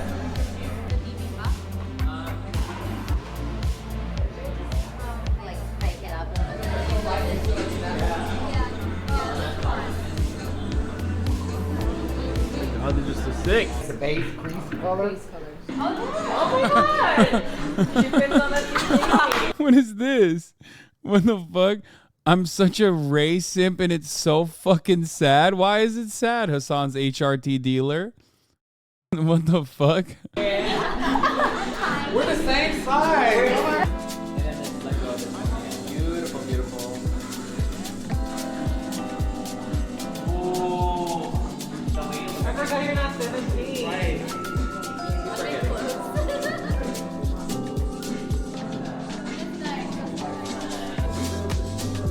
Thank you, Renee.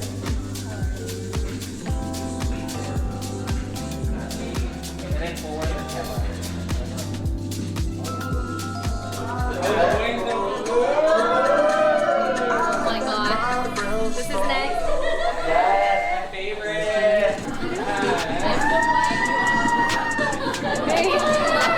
Pretty loud fit. It's giving Big Bird. Big Bird a little bit. It's fun to wear though. Hey, Fluffy.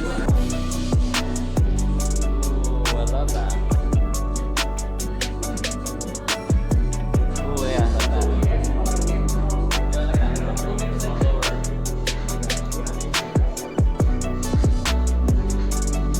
that. Cookie Monster, true.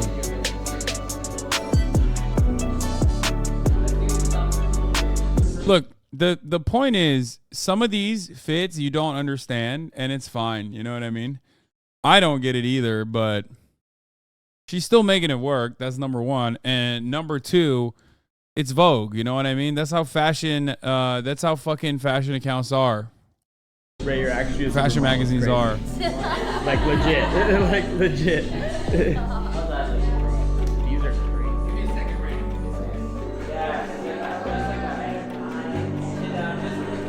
This was a hard dress to work. It's like hard to like curve. Yeah. Because Here, I'll go back. My bad.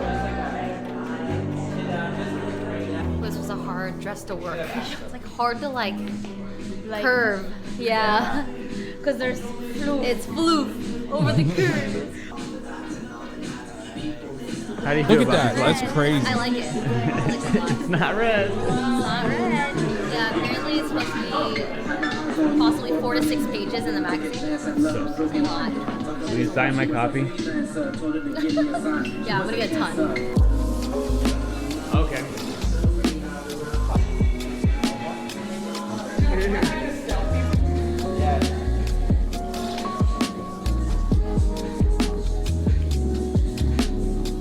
Like this? Like that? No, I can't make that face. I don't know what that face is. That's a fire. That's probably the best one, I think. This might be the best fit. Yeah, love that. Great. A couple more. It's sick.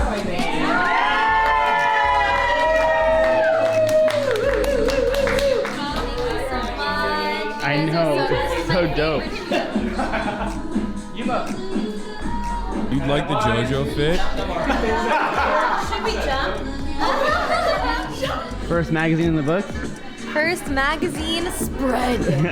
I can't believe it. I thought it was gonna be like a 1-page thing, but I didn't know it was like 4 to 6 pages, which is crazy. Insane. They looked incredible. I was losing my mind. Cool. Yeah. Oh my gosh. I wish I had Filipino food, but Next time. next time. This is the best shoot I've ever done. I've done so many. It was so good. It was just everyone.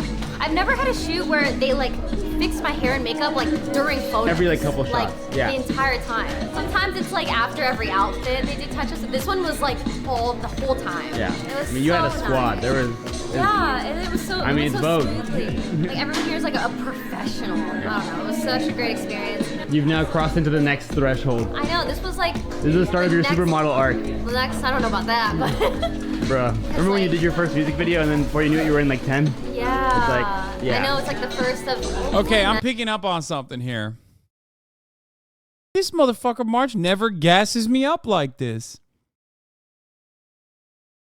Where's my gas, man? What's going on? Whenever he's got the camera and he's filming me, he's like, oh yeah, all right, common L, whatever. What the fuck is this?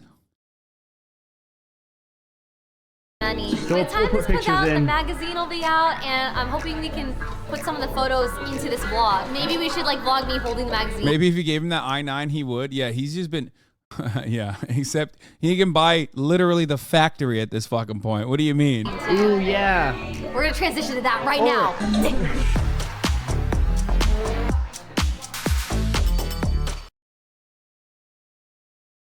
Remember that Marge is a chatter at heart? Oh, 100%. That's precisely what's going on. Talks worst dating coach. Do you eat any Pokemon? Which one would you eat?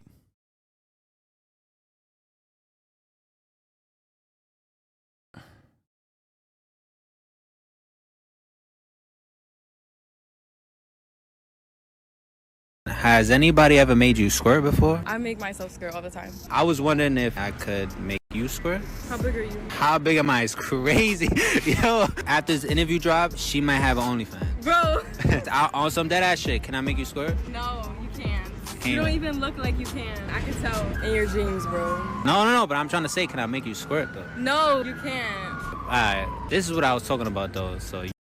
That's why the cops were called. This is, dude, we need a national ban on these TikTok public interviews because imagine being in front of Ice Spice and asking dumb questions like this. That's crazy. This is before she popped You off? gotta get your mind out the gutter. Can you make me do that? That don't even make sense, bro. Can you squirt? Oh, can I squirt? Like, yeah, I can squirt. If someone says, can I make you squirt? Like, that's wild. It's because I get that a lot. Like, I'm not. Has anybody ever made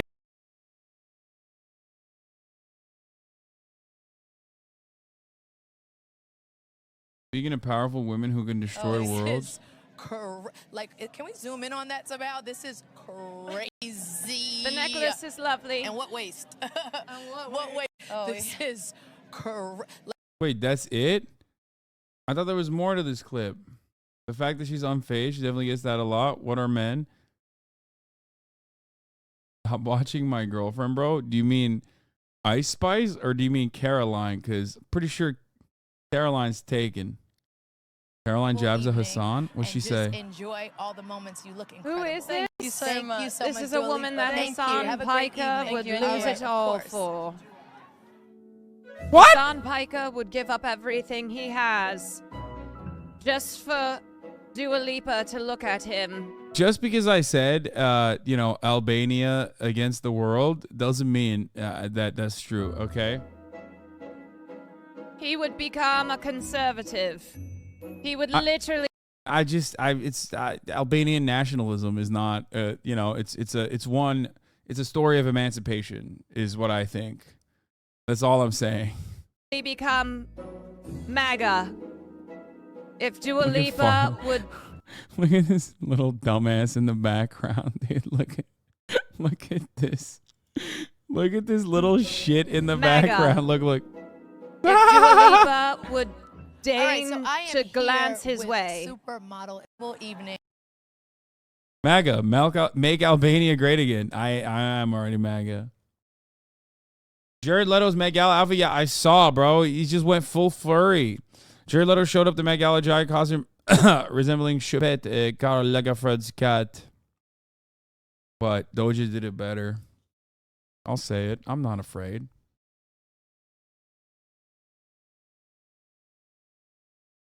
What is this? What the fuck?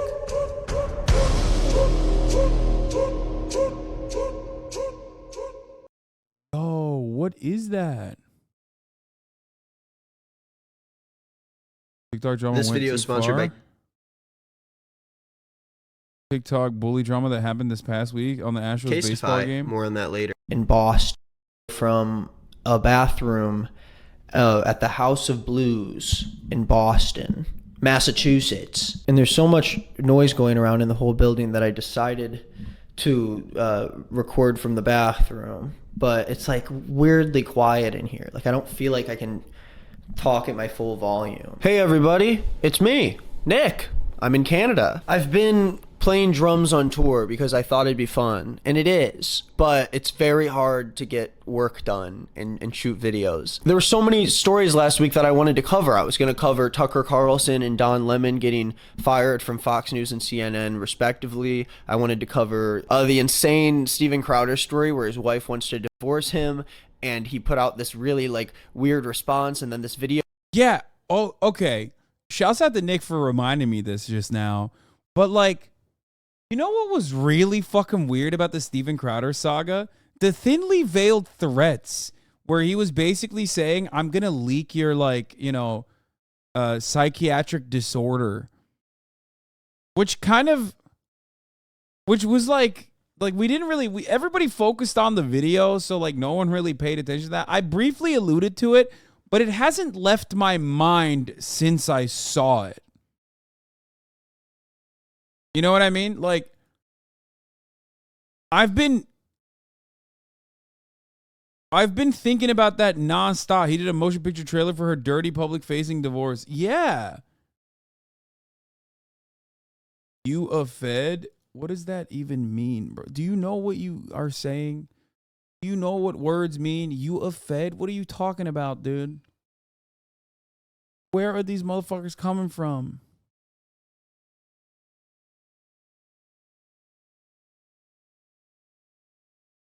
I'm sick and tired of white 14-year-olds from Naperville come into this fucking chat and writing like, you ain't slide for Vaughn, you a fed. Shut the fuck up, bitch.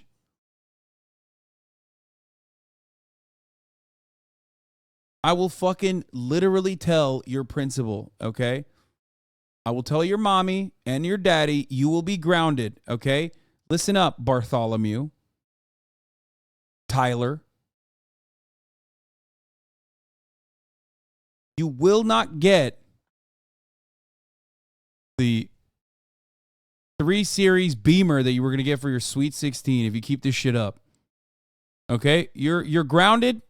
You can only use the iPad. No more iPhone for you for at least a month. If your mommy finds out what you've been saying online, okay?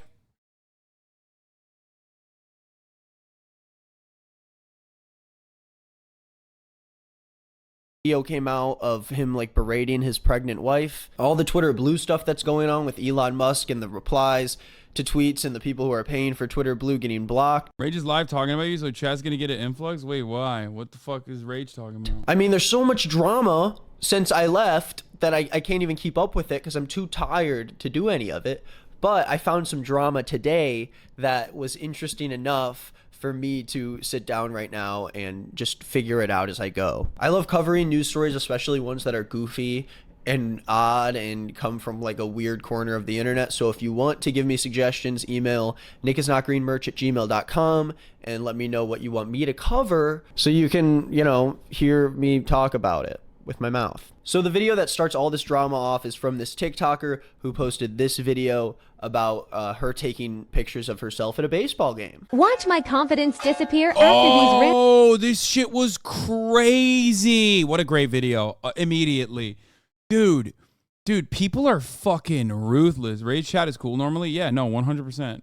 Rage and I share community members. Rage is chill. I don't know why the fuck anyone from Rage's community will come here and be like, yo, fuck you. The only thing that we're not cool on is that Rage is ducking me, which is fine. I mean, he's afraid, okay? It's fine. He is afraid of getting crossed up.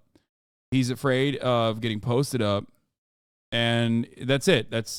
I want you to just, I don't know. I want that to stick. For you to just remember that.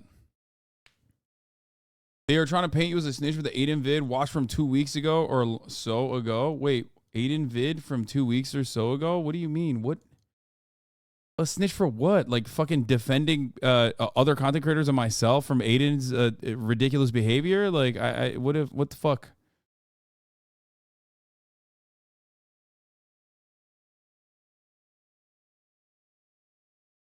The DDG video where he called him Adam, like, who cares? Wait, what? Wait, how would that be snitching? What the fuck does that even mean? Oh my God, these people are such...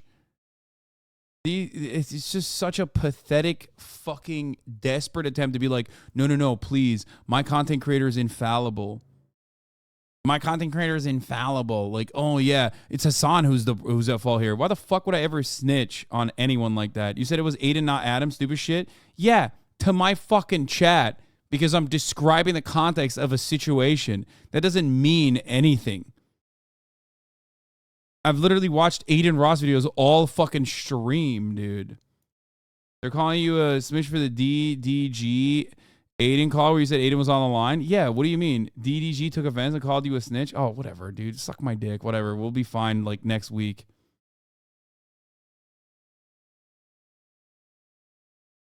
The fuck?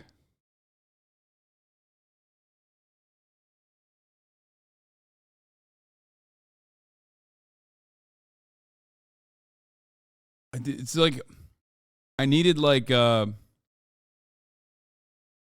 literally a fucking actual I needed someone to like literally describe to me what it was because I was like didn't even fucking understand. random girls make fun of me for taking pics. Was this necessary? Thank you.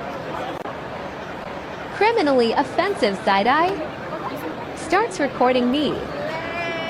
Yeah, it's cringe. You packed up Aiden, so they moved on to this lol. Yeah, don't be fucking delusional. Like, don't be silly. Yeah, no one would have known it was Aiden if I didn't describe it to my chat contextually as to why he's saying Adam. in the video. So obviously what you guys are seeing is a influencer or person propping up their camera at a baseball game, taking selfies of themselves for social media, and then you see people behind her like kind of goofing around and making fun of her for recording herself, because like they were being mean. They were being mean. Those girls were being mean to her, but also she's in the wrong as well. This is literally the case with every fucking TikTok video I've ever watched, where like literally every single person involved with it is like to varying degrees in the wrong, but like one side is clearly more in the wrong than the other side. The girl's making fun of her, probably not even as in the wrong as the girl who was taking a selfie in public. Yeah, if you take a fucking selfie in public, then yeah, you're gonna get clowned on. It's a perfectly appropriate thing to make fun of, okay? I say this as a content creator. I'm always, you know, filming shit outside. People clown on me for that too. It's like, yeah, it's fine. You know what I mean? It's okay. It's gonna happen. Wrong? What? What? Wait. What do you mean? You are very wrong, bro. What a bad take. What? It's asshole behavior? Yeah, it is asshole behavior. You know what else is asshole behavior? Like trying to fucking post up and take selfies at a fucking baseball game like that. You know what I mean? Like they're fucking bullying. I mean, they're bullying her. I don't understand this take. They're not bullying her for whatever fucking personal reason that you have trauma over. Like those are mean girls and they're bullying her and she's just like me. No, they're bullying her because she's taking a fucking video in public. It's a photo bomb. It happens all the fucking time. You guys are not looking at the situation like that. You're looking at the situation as though they're bullying her in the same way that you got fucking bullied, okay? If you take a selfie or a video, in public, people behind you are going to fuck with you, okay? Like, that's it. Taking a selfie doesn't harm anyone. What do you mean? You're like publicly blasting people behind you for your massive TikTok page, which, by the way, in the end of this video and end of the story, I will tell you exactly why it is literally more harmful for a fucking TikTok content creator to unironically post a selfie video of herself, because those girls behind her got fucking doxxed. There you go. Spoiler alert. Sorry. You made me do it to you. Okay. You couldn't let me finish the fucking story, but that's what happened. So many upset Zoomers in the chat. How are you going to be mad your props are behaving poorly? My props? Yeah, yeah, exactly. It's like you're treating people like they're props in the background, which is not something that people consented to. You know what I mean? They can behave. If she were a Twitch streamer friend, you would have a different opinion. No, I would probably have the same opinion. And my Twitch streamer friends do actually do shit in public. And sometimes they get photobombed, except like they don't fucking go, oh man, this is like ruined my life. It made me feel so fucking bad. Anyway, let's watch the original TikTok video and we'll cover it further. Photos and video. The video Jackie posted was obviously meant to talk about the fact that she was upset with these people who made fun of her while she was taking photos. But let's watch the rest of it and see what the accusations are. Would they get doxxed if they didn't act like shitheads? Bro, you are literally a fucking freakazoid if you think that like doxing is a penalty that you think is even remotely appropriate for behaving like a dickhead in the background of a fucking selfie. Oh my god! What the fuck? Who? We should kill people that are fucking around is not the fucking take that you should be having in this situation. Holy fuck! Like, what has happened what has happened to people? What is going on?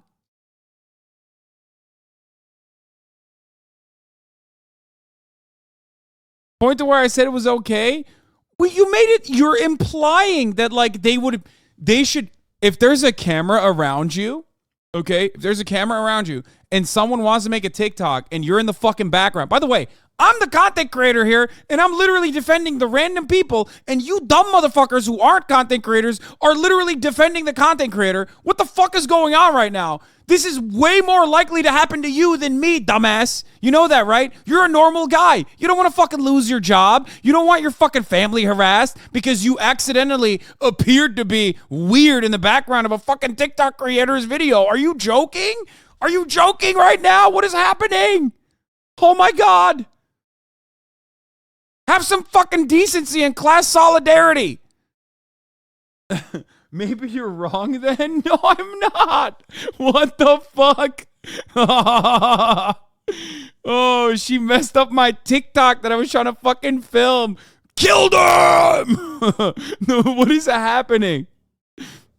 What the fuck? Yo! What? I did not realize people had such fucking strong opinions on this shit. Telling her bestie it. This is the insane conclusion of what happened to West Elm Caleb. We go from a dude who ghosts one night stands to some girls in the back being a bit rude, doxed, and life-threatening. They wouldn't have been doxed if they behaved well, like they're supposed to. Like they know how they're supposed to behave behind in the background of a fucking TikTok. Know your fucking place! Literally hear the whole convo. Realizing they are talking about me. Feeling super self-conscious. I wanted to cry. So this video blew up. It got 8.2 million likes and it has 49.7 million views. And from this video, you can already see people start to take sides. The comments are off on this specific video, but from what I can gather, a lot of people... No, we need like, I don't think we need like a culling, but every day, every time there's a new TikTok drama, God, I think I hate you for bringing this up. Oh my God. Every time I see a new TikTok drama, I'm like, maybe conservatives are not wrong about like, you know, young men and women dying in a war. Okay. Like we need busy work. We need busy work because we're like doing this instead. Like, I don't know what's going on. Like maybe society was better when people were dying at the age of like 15 because they got gangrene. You know what I mean? Like what the fuck is happening? What is happening?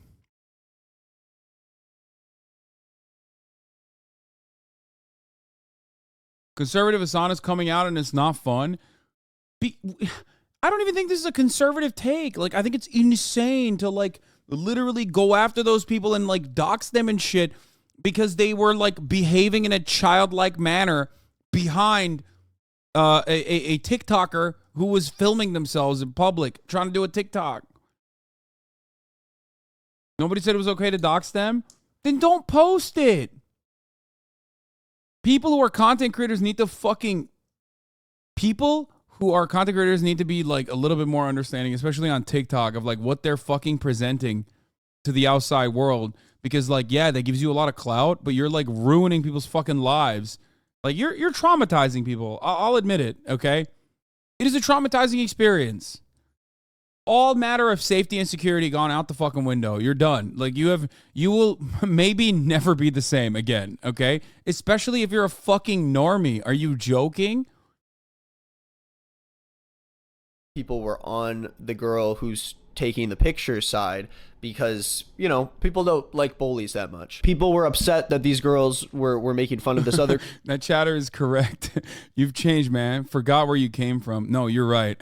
Back in the day, dog, you were totally fine with like doxing random teenagers who are laughing behind you when you're shooting a fucking thing in a baseball game. Like, you've changed, dog, and for the worse.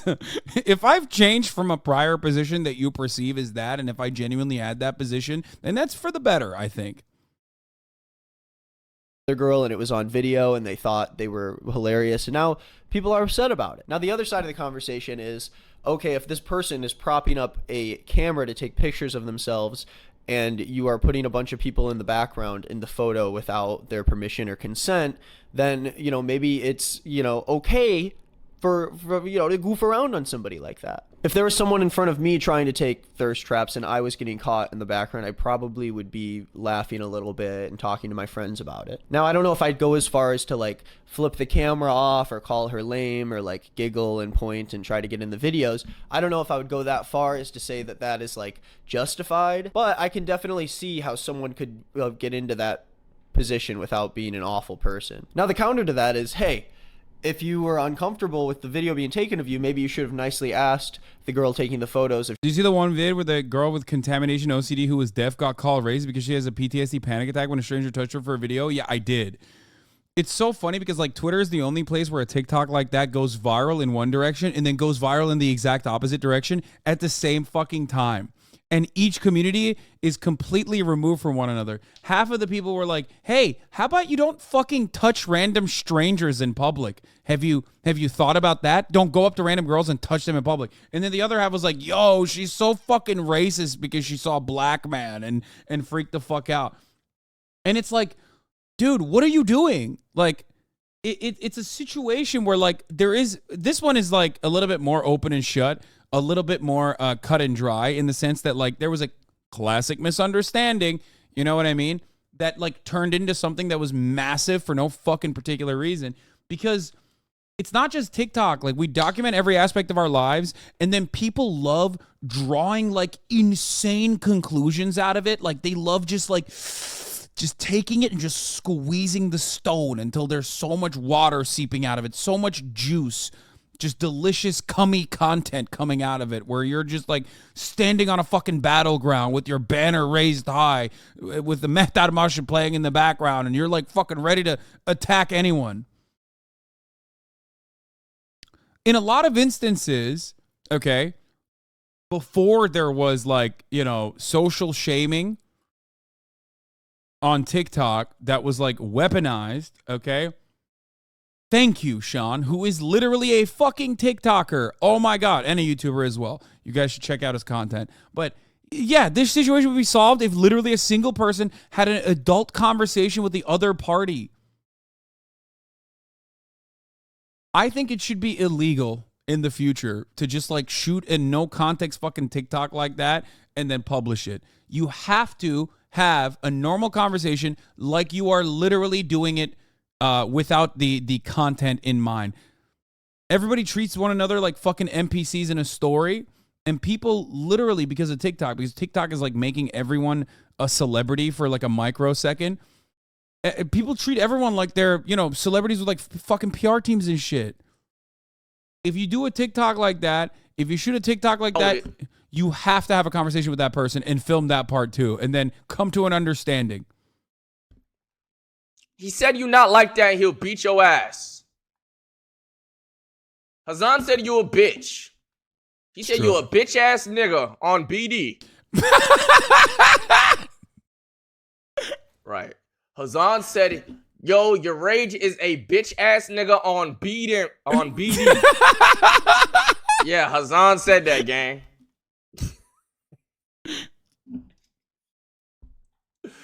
Bro, shut up, bro. Dude, why is everybody like this? Why is everyone's chat like this, where they just like have to fucking try to make more drama? Word for word, verbatim, I said that. I'm getting banned. I'm getting banned.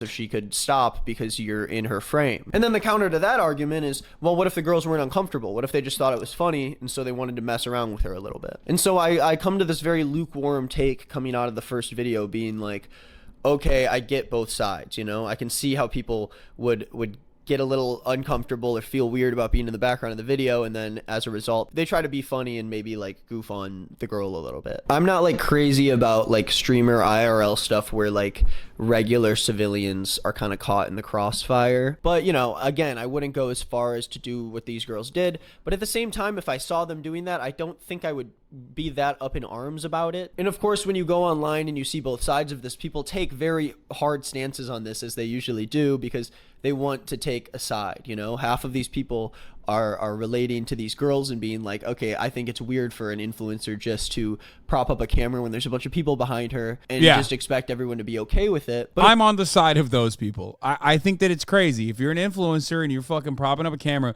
like if those girls followed her around, if she like switched a position and went somewhere else, okay, and they followed her around, then it's valid. Then they're like literally bullying her, okay, in public.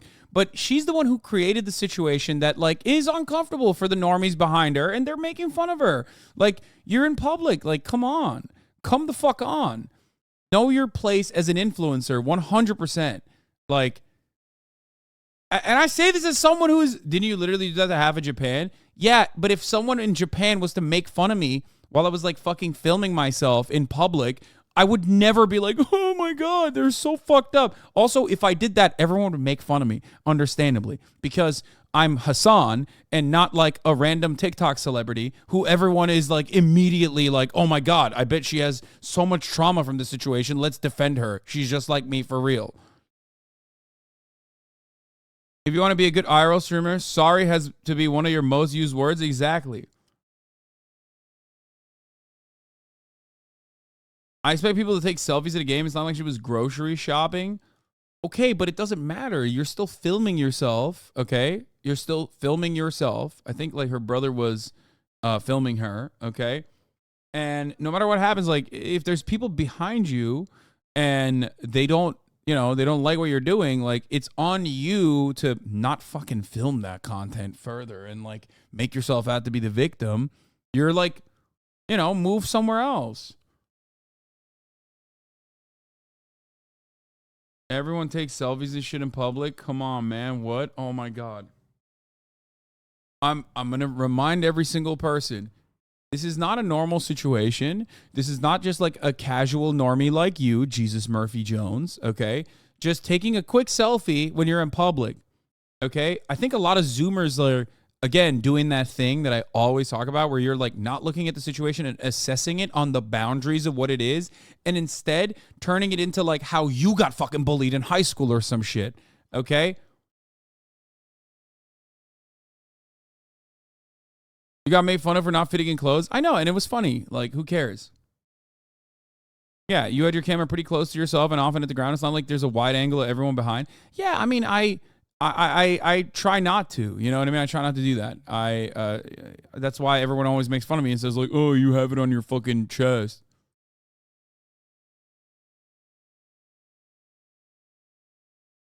When does taking a few selfies mean recording a whole ass video? You can't know if you're making someone uncomfortable if they don't say anything directly to you, though.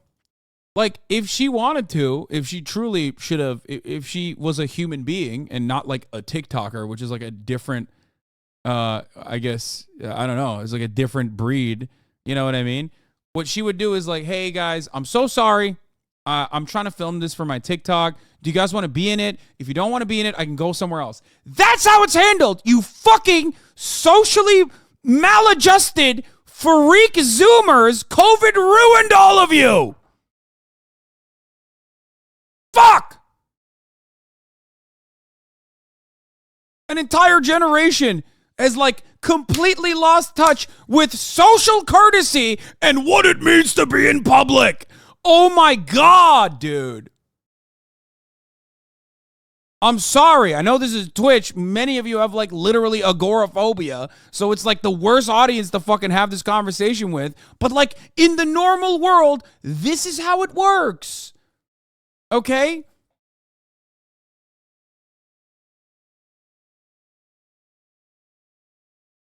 All right, chat. I'm making dinner. This is scary gaming. I mean, if they're scary gaming, don't snipe me, Hasan. I mean, come on. I'm fucking around a little bit, okay? I'm obviously joking. I'm embellishing. But like, just my point is literally talk to the other human being. You know what I mean? Talk to the other human being. Gen X said the same about you in 2005. I'm sure they did, but like, you know, maybe they had some fucking good points. Honestly. I'm trying to figure out how people are on TikTok, the TikToker side in this because she seemed sad. And when you're a famous person and you seem sad, especially if you have a parasocial audience, then, you know, especially because like everyone can relate to like feeling bullied by a bunch of random mean girls. Like, I mean, dude, they're like mean teenagers. They're fucking terrifying. Okay. I get it. I know. I'm a whole ass adult and I feel like teenagers probably still try to bully me. Okay.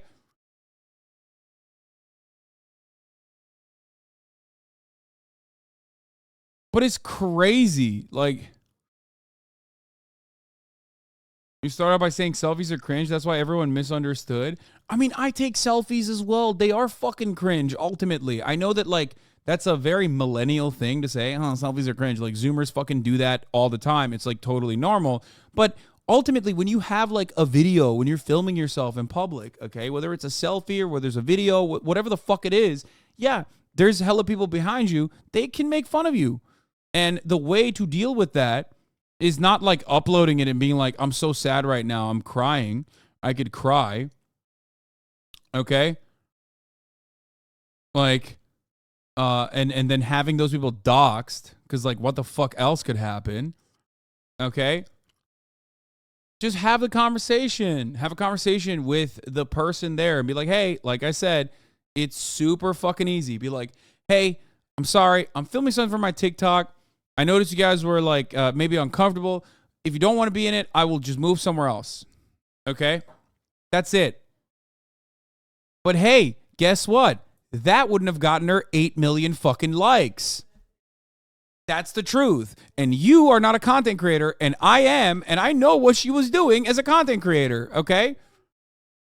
So I don't know how the fuck you don't see yourself on the side of people who are in the fucking background of that photo, and more so as temporarily embarrassed TikTok influencers, okay? Many of you do not see yourself as as the exhausted and exploited normie civilians in the background of TikToks, but instead as temporarily embarrassed TikTok content creators, okay? That's the problem, it seems.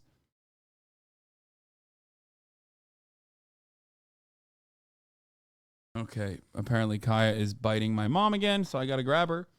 But of course, things can't be as simple as seeing both sides. This has to turn into like a massive drama. We see tweets like this saying that they're putting the video up on Twitter so we don't forget the face of these mean girls. This tweet says bullying is unacceptable in any form, and then says the full names of both of these girls and says shame on you. And then this huge tweet says, yeah, ain't nobody gonna survive if that shit happens to me, which has 94 million views, 191,000 likes. Very popular tweet. This situation is blown up even bigger than anyone would expect. So obviously we see the general public take the side of the girl taking the video, saying that the other two girls, which is weird, are being way too mean. People don't like bullies, especially online, because people online are dorks, so they don't like bullies.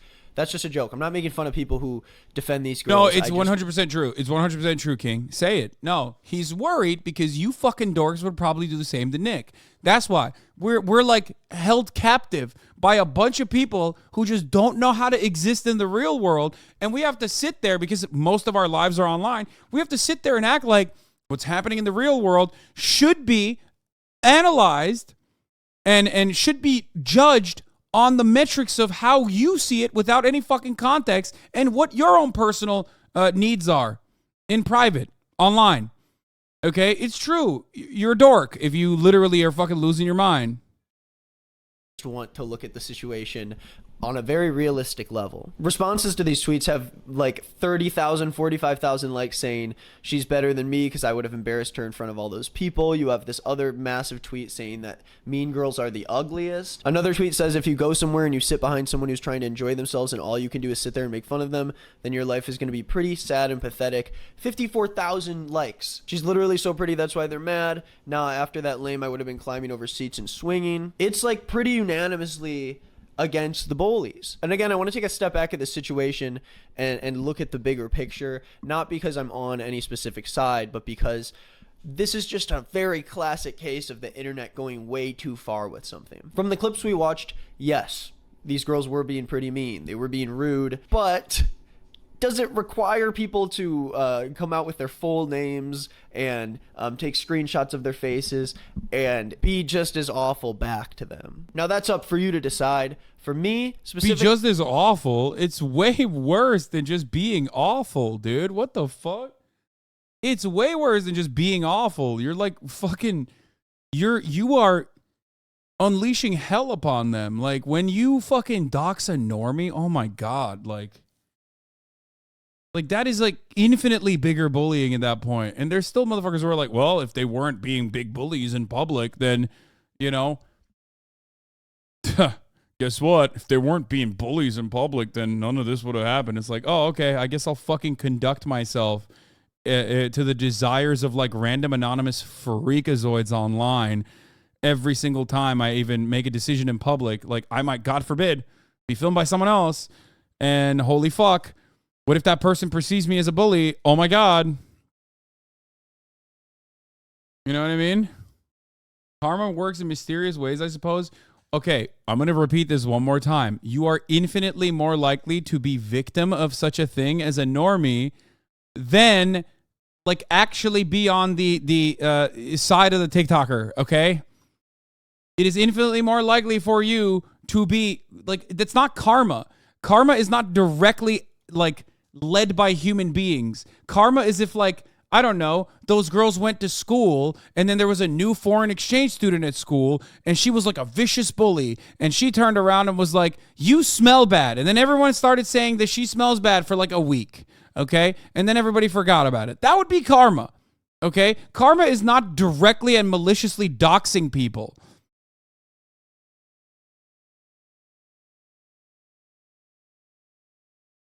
Doxing is bad. Why are you defending the mean girl still? I don't get it. Like, what they did is not right, okay? They were behaving in a mean way. But, again, it's not the end of the fucking world. Human beings behave in mysterious and oftentimes mean ways to one another in public. You know how you solve that? I know this is a magical trick. Are you ready for this? You know how you solve that, dude? You know how you solve that? By talking to them. Talk to them in public. When you're in public and someone is being mean to you, have a conversation with them. Don't film them and then post it on TikTok and fucking be like, these guys are, find them and you know, kill these people, please. Like, that's insane. I know she didn't say that, but like, you know, that's how some people behave.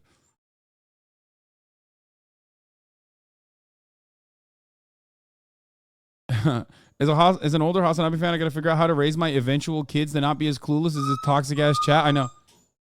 Real toxicity here is from Kaya. I'm gonna be honest with you. She's fucking so toxic right now. She gets put in a crate for like 3 seconds and immediately loses her shit.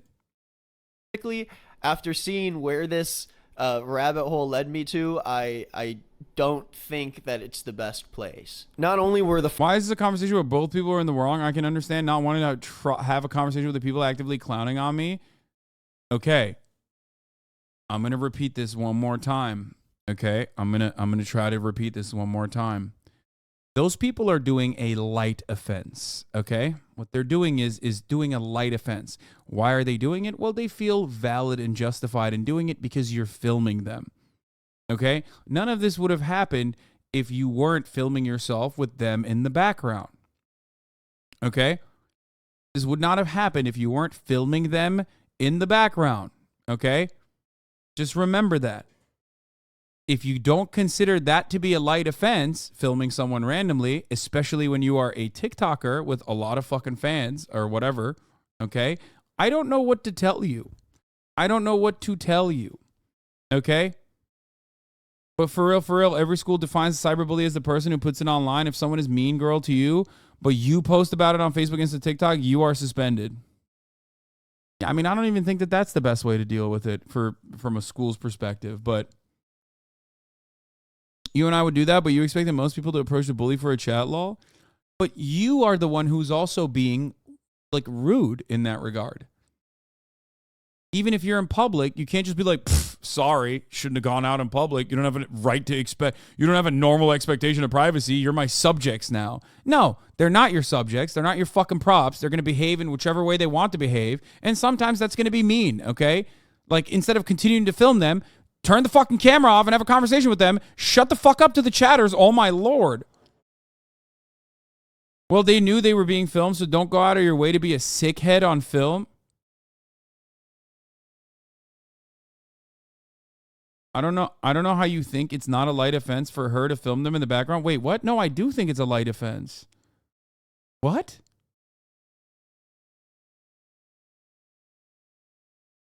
As a content creator, you are the nuisance in every situation. You also decide the narrative that you post, so any person has a right to be apprehensive. Exactly. Which is really weird because I am the content creator in this regard, and a bunch of fucking normies are up my asshole. The TikToker filming herself in public with people behaving like her loyal subjects that weren't acting in the way that she wanted them to, okay, is doing the light offense first. And then they are reacting to that by making fun of her and being mean girls in a way that, unfortunately, I feel hurt the feelings of a lot of fucking weirdos in this community as well. I love you all. You're my weirdos, okay? I love you. But you're a fucking weirdo if you're like immediately looking at that situation and not seeing that they should not have been, like, that could have been dealt with in public, okay, in that very moment, instead of taking it up to TikTok where you have literally every fucking opportunity to like cut it in whichever way you want to. Normie, don't like mean people. I think it's that simple. Guess we are all soy and shit. No, don't try to fucking turn this into a conservative thing, okay? Don't try to turn this into a fucking conservative thing. No, the worst offense here is the doxing. And you as a TikTok content creator chose to literally fucking film people, and then they reacted in a way that you didn't like, and instead of taking it up with them, you fucking published it online, and then they got doxed. That is fucking insane. Stop putting your personal trauma into situations where the boundaries are entirely fucking different, okay? Giving vulnerable narcissist.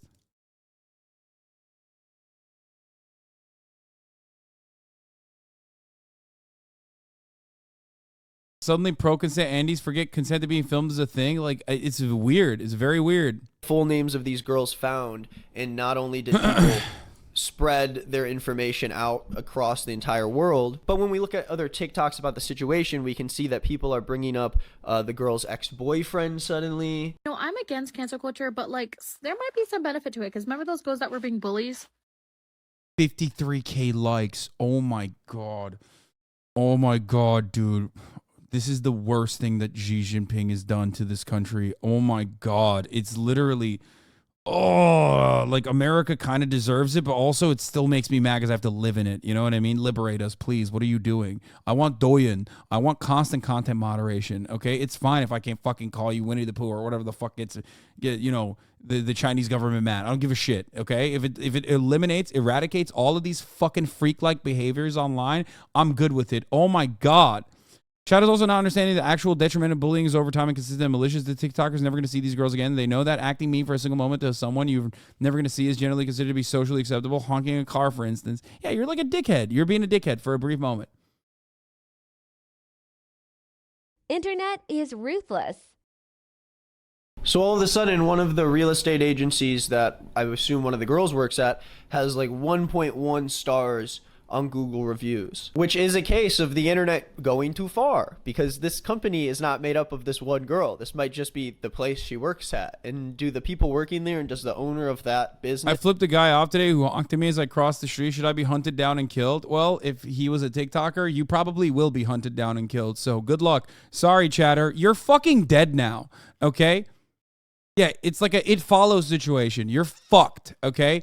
God forbid, dude. Holy fuck. God forbid you did something in a brief moment where like someone honked at you, you honked back. You're dead now. They're going to kill you. Good luck. Have fun. You know, you deserve it apparently according to this fucking psychopathic community too.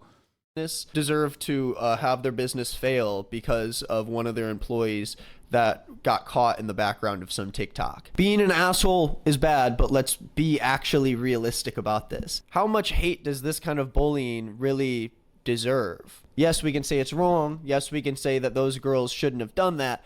But is there any part of us that should be trying to actually rip apart and destroy their lives? Now, this is a question that some people would scoff at because it's like, fuck them, who cares? But I do want to at least look at the apology or statement that these girls made and see from their perspective what the story is all about. We're here to tell you our side of the story. Let's stop the video for 1 second to talk about our sponsor for the video. Oh, you son of a gun, Tastify is the world's dude. most popular tech accessory. Right at the fucking top of the hour, Jobs too. and a You life. kidding For me? sponsoring this. Right at the top of the hour, Green is not Nick. Oh my God, dude. There's a 3-minute ad break. Fuck. I mean, he did that. That's his segue. You know what I mean? If you no longer want to see those ads, if you want the juicy tidbits of what's going on in the video, and all you're going to do is, you're going to have to subscribe. Please don't dox me because I did that and it made you upset, okay? Fucking little freaks. Oh my God. There are often takes I don't agree with here, but this is one of the craziest. I can only assume it's perma onliners. Yes, we're on Twitch, of course. Of course it's perma onliners. Some of you come in here for like 3 minutes. Some of you are here for 8 hours, okay? And the longer you are here, the less likely you are to like go outside and like do shit online, or I mean do shit offline outside in the real world.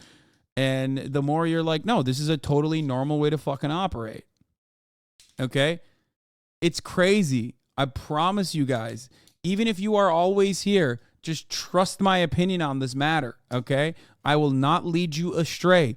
In order for you to at least appear like a normal person online, even if you don't go outside at all, just trust my takes on this matter, okay? I'm right in this, I promise.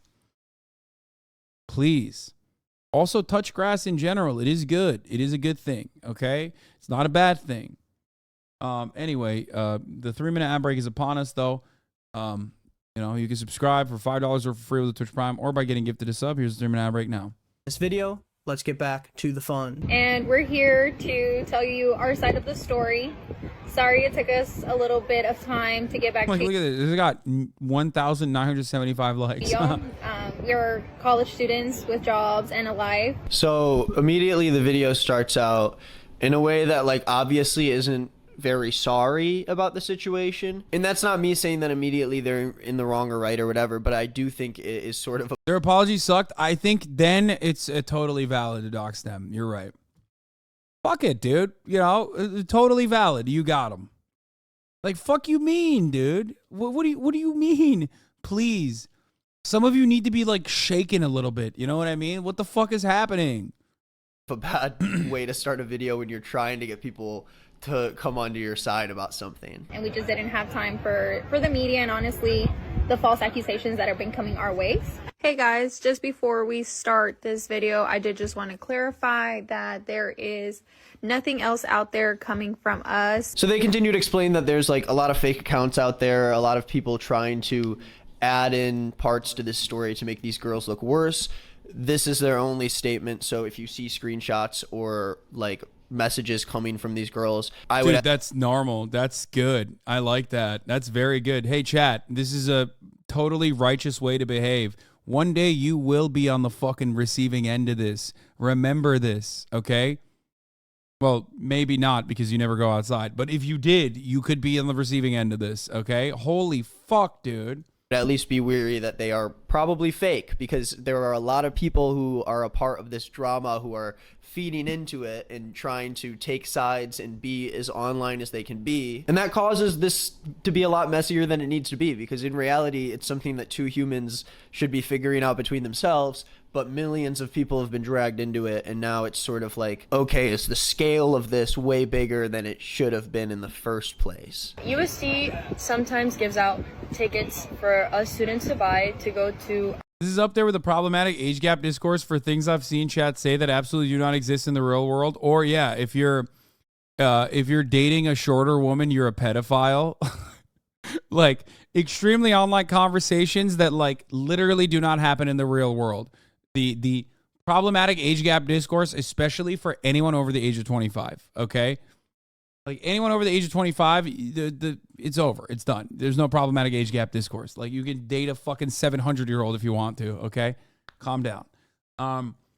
Like, or if you, yeah, if you're dating a short woman, you're a pedophile discourse. Again, permanently online, extremely online, fucking ridiculous. It's just, that's how it is.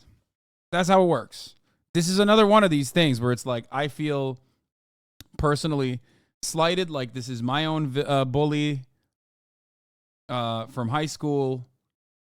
And it's fucking, you know, for that reason, I'm going to do everything I can to destroy their lives.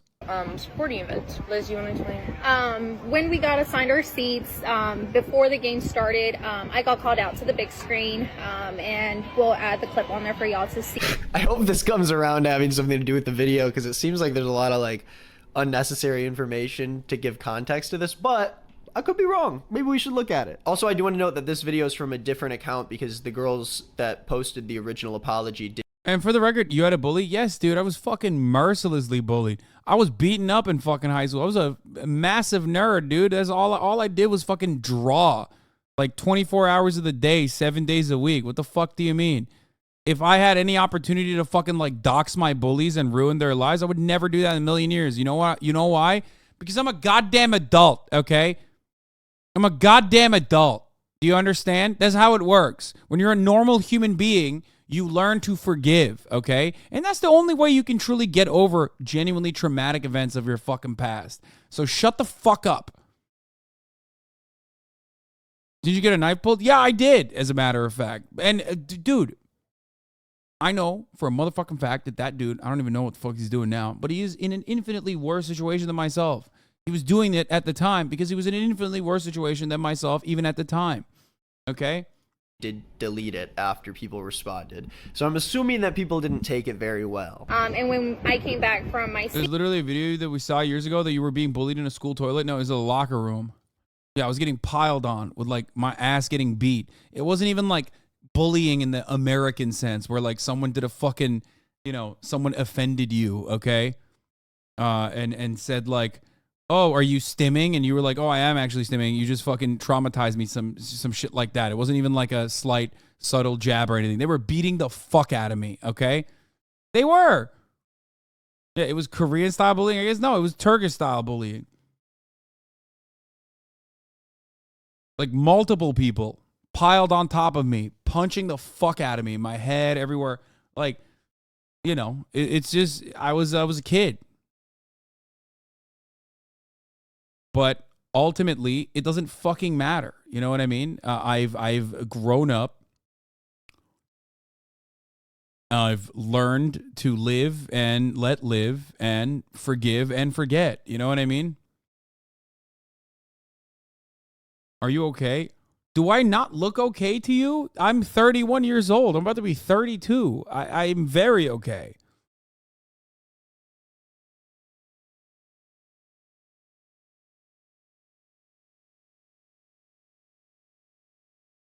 seat to sit down, this older man came and sat in front of us and started to record us. Something I do want to point out is people are saying, oh, if you so felt uncomfortable, then why didn't you move? We didn't move because we were actually sitting on our assigned seats, the ones that we paid for. Where were we gonna go? The thing is that in this situation, she was not in. Why didn't you move? What the fuck? Why did you not move for our lordship? You peasants! How many TikTok followers do you have? Ha! Ay, ay, ay. And her so-called husband. She was not sitting on her right spot. USC had this section bought. So this part also seems a little bit unnecessary. I mean, it is like true that, you know, because they're in their assigned seats, they can't really move. But at the same time, doesn't really excuse the other stuff that people are upset about. So I feel like the context isn't really gonna land with the greater audience. As far as the flicking off goes, because I know a lot of people have been really bothered at that, saying that that was the whole bullying situation. The flicking off was aimed towards. What was the full video? Someone sent me the fucking video. I don't even remember what they did because it was so like dumb and like, what was it? Does anyone have the video? Give me the fucking full video. I know Nick like posted parts of it, but I want to see it like uninterrupted.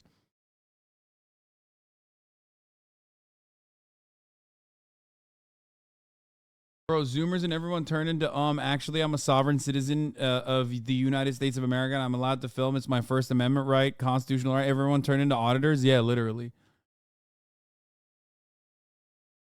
Watch my confidence disappear after these random girls make fun of me for taking pics. Okay, feeling my spice vibes.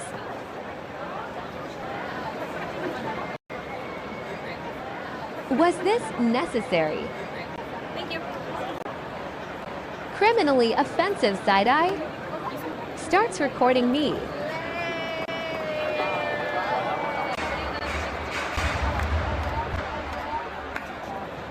Telling her bestie it. I can literally hear the whole convo.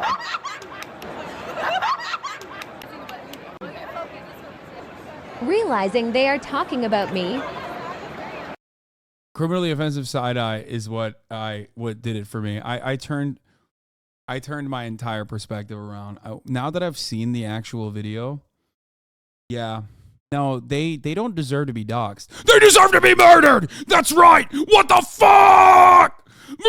I'm even more mad than I was before. Everything I said is wrong! What the fuck? Death! Death!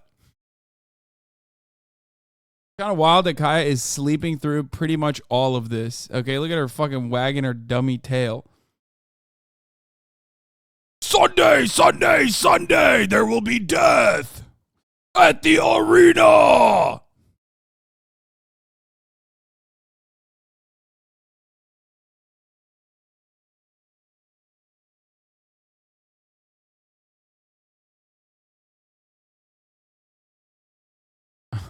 Dude, she could have died. You're laughing.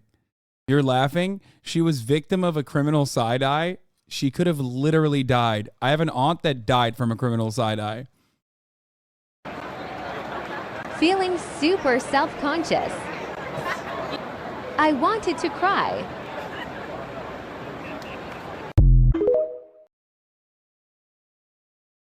Wow. That's a felony. Dude. Yeah. They should have bullied her harder because she still posted this video. True. This reminds me when people in the chat said Will Smith's slap was attempted murder. Not gonna lie, I actually used to be like them not too long ago. It's just an ego thing mainly. I don't think I should have had my life ruined because I was an asshole growing up. Yeah.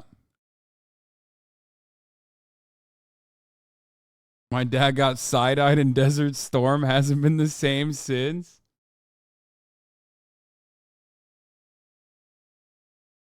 The hatred of those women is insane, though. I saw an account dedicated to reposting hate about them, and the repost of the OG video had more views. Do you think this generation specifically is soft? No. No, it's the opposite. No, I'm not some fucking boomer being like, oh, man, these kids these days, they're too soft. No, it's the opposite. This generation is criminal, dude. Y'all are a bunch of fucking demons. You're disgusting little fucking shitty freaks. So many of you, myself included at certain moments, and I have to like reel it in. No, I think this next generation is a bunch of the most smarmy, awful, self-entitled, egomaniacal pieces of shit that literally are so like they behave like they are these magnanimous deities in the way that they deliver righteous indignation. They're monsters. They're fucking sociopathic. Are you kidding me? It is not a fucking, this is not a, oh, the next generation is so soft shit. No, not at all. They're fucking monsters, dude. We are so weirdly fucking like puritanical, but not in the same sensibilities of like Puritans of the past, but for that same like weird moralizing, like endless conquest to like, I don't know, engage in social cleansing. It is so fucked up. Oof. Oof. It's so incredibly, disastrously fucked up.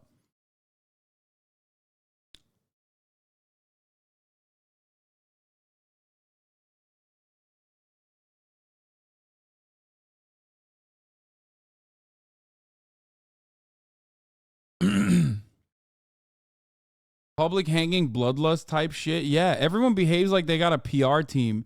Because everyone, the irony is that, like, no empathy, don't care. No, literally, the annoying thing about it, too, is that those folks are just going to get worse, probably, and not better. Oh, 100%. Like, TikTok is going in the exact opposite direction where everyone, yeah, like, Light Yagami is the fucking empathetic figurehead for every single person. Gen Alpha is smarmy as fuck. Did we forget about the devious lick shit?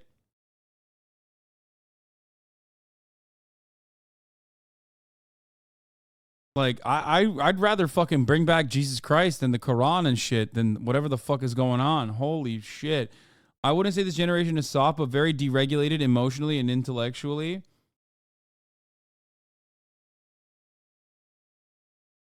I think you are too old for this conversation. Taking a selfie or TikTok of yourself in public does not invite public bullying or ridicule. Dude, I am literally the foremost authority on this conversation. I promise you. As someone who is a public figure who films himself and sometimes others in the background, I promise you, like, normally it is in my best interest to side with the content creator.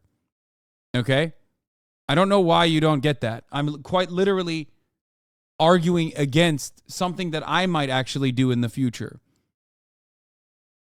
Okay? And every single person is like incredibly socially disconnected, but because every single other person in the chat is incredibly socially disconnected, they think this is like totally valid and a normal and reasonable way to behave. Like, what they did is mean, okay? What they did is mean. But this is nowhere near like fitting of the punishment that they received.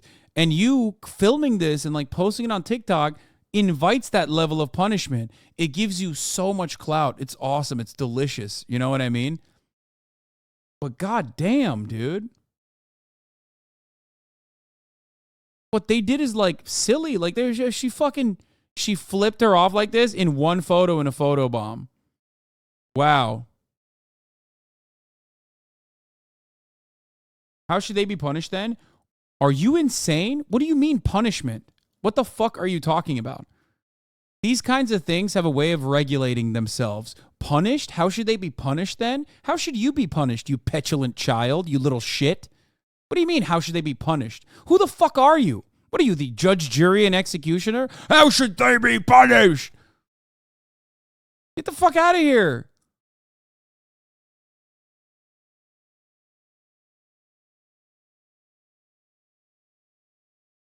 Are these your cousins? Wait, what? My cousins?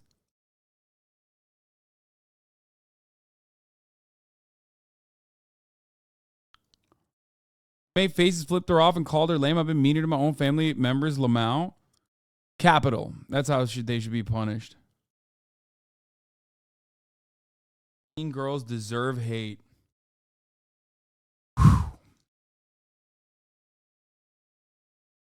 I'm not having a conversation with you. You're having a conversation on entirely different boundaries. You're having a conversation right now with your high school bully that traumatized you. Okay? That's PTSD talking. Okay? And it's really fucking hard to have a conversation with like 20,000 people, with like at least 5,000 of you literally being like, no, this is so justifiable, actually, the way that everyone is behaving. It's mind-boggling. They shouldn't have kept being cringe in the background, and the person filming legit should have just stopped and done it later. Exactly. That's it. That's the point. Exactly. But the moment that she filmed it, kept filming it, posted it on TikTok with this like edited ass fucking video, that's the moment where like she becomes the way larger offender. Okay? That's my issue here.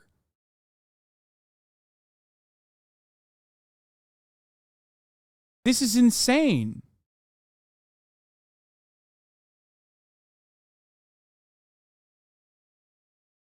It's part of the mean girl canceling trend. I largely agree with you, but I think there was more context here. But the Italian girls on the train, I think, is a bigger in that trend. Yeah, that's different. Those girls were being fucking racist.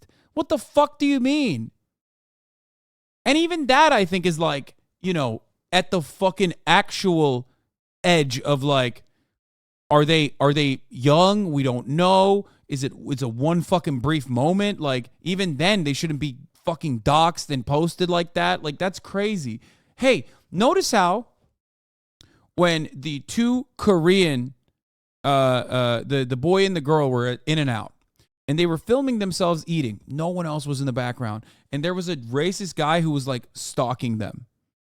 Do you remember how I reacted to that? Did you notice that I was like, wow, it's really fucked up that like they're putting this fucking criminally racist guy on blast? No, of course not. Because that was incredibly fucked up. He approached them. He was being virulently racist and over again was being homophobic, racist, was putting them on fucking blast, who was literally threatening them physically. Okay?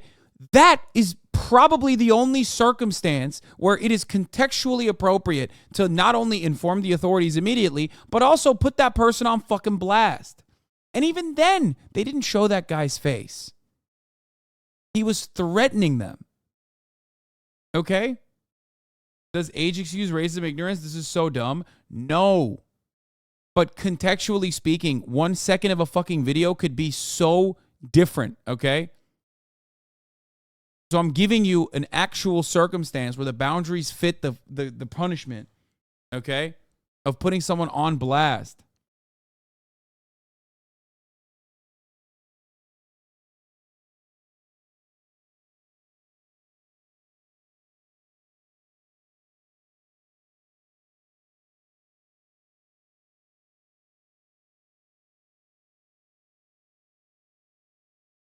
Anyway, let's continue. Oh, that was the OG towards video. the camera because her husband had been recording for over maybe 5 to 10 minutes, which continue to make us uncomfortable. So yes, I do acknowledge. Wait, so she had a husband who was recording the video, or did she prop up the camera? Or what part of that was with the husband? Because if you are recording for 5 to 10 minutes and you're being like obvious about it and there's a bunch of people behind you, like I do think that it would make people feel uncomfortable. Yeah, I don't know if putting that immense... Yeah, if everyone is shadowboxing their fucking middle school bullies, like straight up. Everyone is doing that right now. It's hard. I'm not saying Nazi, of course, but the need for TikTok to find a villain leads them to sometimes make the right call, but sometimes to not as well and catch some people in the crossfire. Yeah, in the irony is, like, we used to clown on Reddit for this kind of shit. You know what I mean? Like, this was a we did it Reddit, you know? Whereas... Do you guys know the origin of that meme? Do you know where the we did it Reddit comes from? Like the Boston bombing and like finding random people and doxing them, thinking that they actually fucking literally the Boston bombing. Back then, it was like understood that you shouldn't do that because you're in the fucking wrong. Now everyone is doing a we did it Reddit on TikTok on a daily basis, and everyone is so fucking self-important that they think, no, actually, this kind of social cleansing is perfectly valid, as a matter of fact. For every one like truly racist, harmful individual that you catch in the action, you're clapping the ass cheeks of like thousands of random normies for no fucking particular reason. Amount of blame on these girls is really worth it, I guess. I'm not trying to take their side because I know the internet is so like angry at them. I do not think this apology is great so far. But I do think that we should relax because who cares about this? Bullying, bad thing to do. But is this case of bullying the one that really is going to cause people on the internet to just tear apart these women and do whatever they can to make them miserable? No, it's rarely ever justified. There was never any communication or interaction between the girl who posted the video and the mean girls of them giving us any reason to take this hard of a stance against somebody. That my behavior was inappropriate, but keep in mind, any woman, any young lady at a public area would feel harassed. It's clear that the whole time that she was doing her own reactions towards the camera, I did not know what was going on with that. The second I found out about this video being uploaded, that's when I saw what she was doing. So I had no part in that, okay? And then the second as to what she whispered in my ear, which was, look, we're going to be in her video, I went ahead and did my funny face, which is called photobombing, which is not bullying, and it's not something illegal either for me. So, as an apology goes, for people that aren't on these girls' sides, even. I'm gonna be honest with you. I think Nick is going way harder on these girls than like he's being entirely too charitable to the other side of the conversation that is like objectively in the wrong, and capitulating to their demands is like wild to me. Yeah, it's not an apology because like they're describing what their perspective is, and they thought perhaps falsely that like the perceptions of the mass lynching that is occurring, not lynching, but like, you know what I mean? The fucking what's the term? The pickaxes that came out for them, like they're the fucking Frankenstein's monster, the witch hunt, okay? What is happening in that situation? Oh, not pickaxes, pitchforks. Fuck, ESL, English is my second language. Shut the fuck up. The pitchforks were already out for them, so they don't understand that like the audience is going to be reasonable and perceive it that way because we do have herd mentality, okay? And like once someone is like being perceived as cringe or in the wrong, everybody piles on. And you have a way to like literally massage that. I see it all the time. I'll post a fucking photo. If my psychopathic fan base of haters, not you guys, but like haters don't reach it immediately, it's like wildly well received. But then it reaches outside of the target audience. Some fucking massive content creator with a hate boner will be like, this guy fucking sucks. And then it shifts. And then you see random people jumping on the pylon to be like, yeah, you are a fucking clown. Fuck you. I mean, that's like obviously whatever. I'm a public figure. It doesn't fucking matter at the end all be all. But like the reason why I'm mentioning it right now is because they thought people would look at it normally and objectively as adults. Okay. They thought people would look at it. So they're like describing their perspective. Meanwhile, that's not what happened. They're already being perceived as like villains worthy of the punishment. Okay?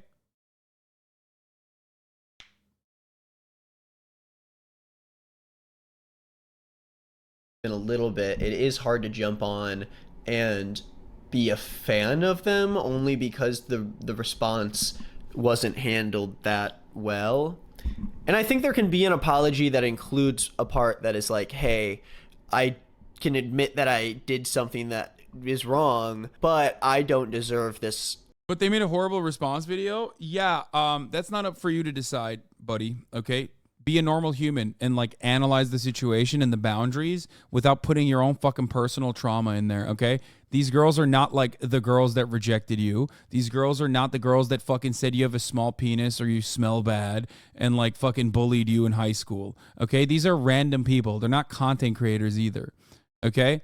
They're not... They don't have a PR team writing a fucking delicately crafted response. They're just going, what the fuck is happening? Like, what is happening? We're getting doxxed when, like, we were being filmed and we photobombed. Okay? They didn't even say it was an apology. They said it was their side of the story. Why the fuck do you, like, think you're owed an apology? Level of harassment. I do think that's a fair thing to say, even though the internet doesn't like it very much. And again, really, no matter how bad this apology is, the lengths at which random people went to attack these girls and... What is this chatters that disagree were bullied in high school thing kind of cringe, bro? It's only cringe because it feels personal, okay? And I am being a little scathing because you need a fucking wake-up call. The fuck do you mean, dude? Like, yeah, if you're reacting in this way, you are not reacting in a logical way. It is a trauma response. I'm being nice to at least say that, like, you are not a fucking schizophrenic weirdo. You're just reacting this way because you're an otherwise normal person with a bit of a trauma response in this particular matter. Like, you cannot be this emotionally attached to this random interaction and be a normal person at the same time. Okay? It's one or the other. Either you're a normal person, but this is bringing up, invoking some deeply hidden trauma within you, and that's why you're reacting the way that you're reacting, or you're a fucking psycho. Take your pick. If this pisses you off to this degree, there's something going on, and I urge you to deeply just, you know, self-examine, okay?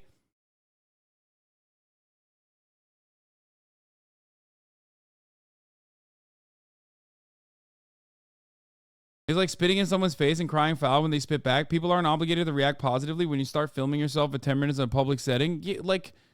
Exactly. But even then, it's like not spitting back in someone's face. You know what I mean? That person originally did something that is like, you know, socially kind of weird. The other people behind them responded in that way. Okay? It was mean. Their response was mean. Like I said, everyone's a villain in the story, but some are greater villains than others. To ruin their lives is very insane. This apology could be 10 times worse than this, and I still would not be condoning people to figure out where they work, where they live, their full names, their families. No one really deserves that, because you don't end up just affecting the people that you are against. You end up affecting their family and friends, and you hurt misogyny the safety coded, of people this whole who discussion. were innocent in this Shut the situation. fuck up. People that had nothing to do with the 3 of these girls. But I do agree that for this girl, even though she's kind of pushing the blame onto her friend. So I had no part in that, okay? It's weird that you're equating the TikToker to the freaks on Twitter. No. If you're a TikToker, you know. No. Deliberately putting out a video like that? No. You're inviting the feral behavior. I will not stand idly by and act like that's something that, oh no, I had no idea. Even for the most charitable, the intent of the TikToker may have been to express her feelings, but the impact led to a level of hate that was not proportional. You have a share of responsibility. Absolutely. Abso-fucking-lutely, dude.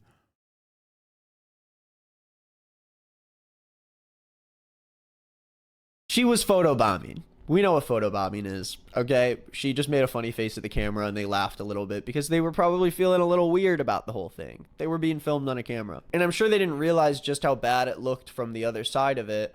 But again, I'm not trying to defend them. I'm not trying to have some hot take about the situation, but like... Bro, he's literally... That's not a hot take. It's a normal take. Oh my God, Nick is so scared of his generation coming after him.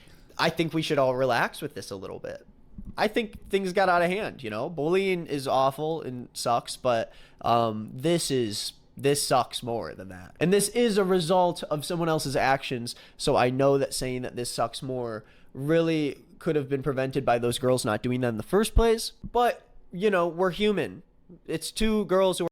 No, recording yourself with a public baseball game is not bad. If they didn't do anything, no one would have noticed the girls at all. Same way, no one noticed anyone else in the background. Okay, I can't have a conversation on this particular matter any further because, like, no matter what you say, my school experience was chill. I just don't feel sorry for them, lol. Like, okay, well, something wrong happened in your brain, okay?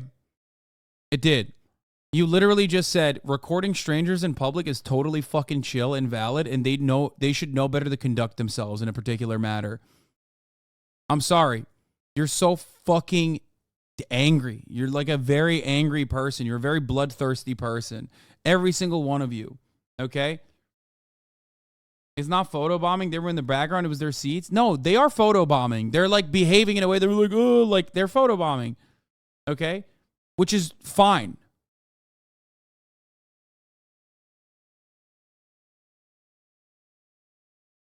Think about it this way. When I pull you out to the public square in front of everyone else because of something you said in the chat, and then a bunch of fucking random sick freaks jump down your throat, okay? That doesn't feel good, does it? It doesn't. And I literally yell at people and we mass ban people that do that all the fucking time because I don't want people to do that to you either. And a lot of people don't recognize that getting dogpiled in that regard could happen to them at any given moment. Okay? If you can comprehend it like that, you should be able to understand this happening in a much more real setting where your actual face is associated with your actions, and their actions were nowhere near the level that deserved anything, like the level to be blasted on fucking TikTok with all of the foreseeable repercussions that would come along with that. We're in college. Can we relax for a second and not like try to kill anybody?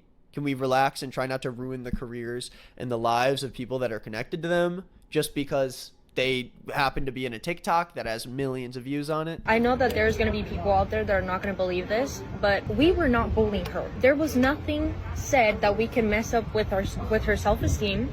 Yes, we had a laugh.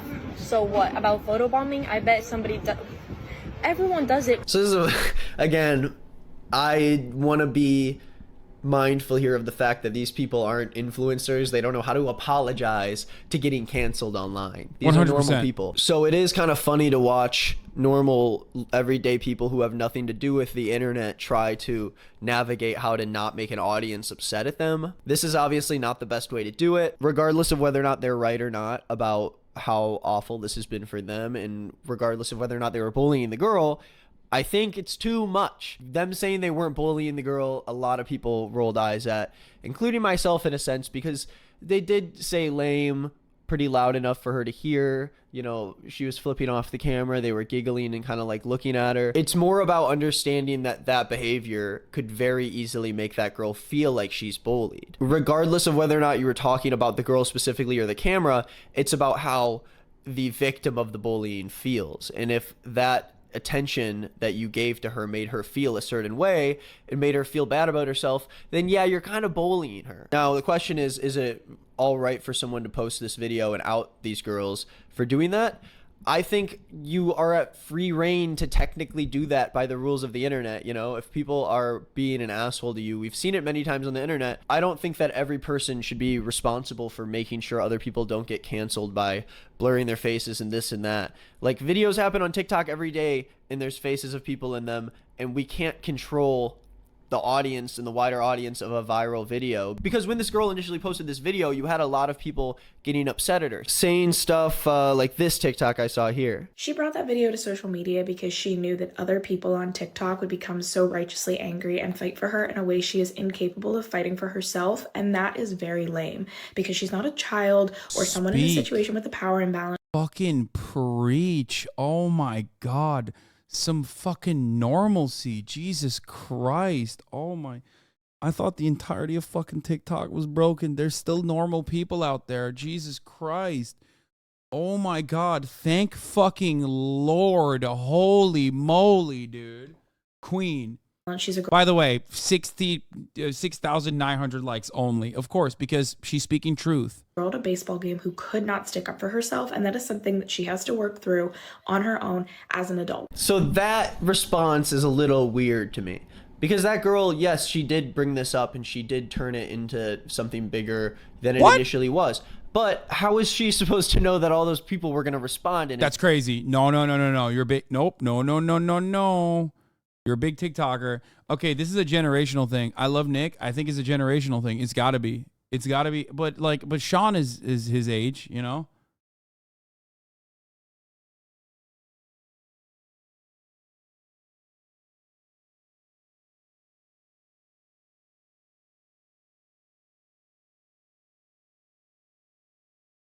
I'm Nick's age. It ain't generational.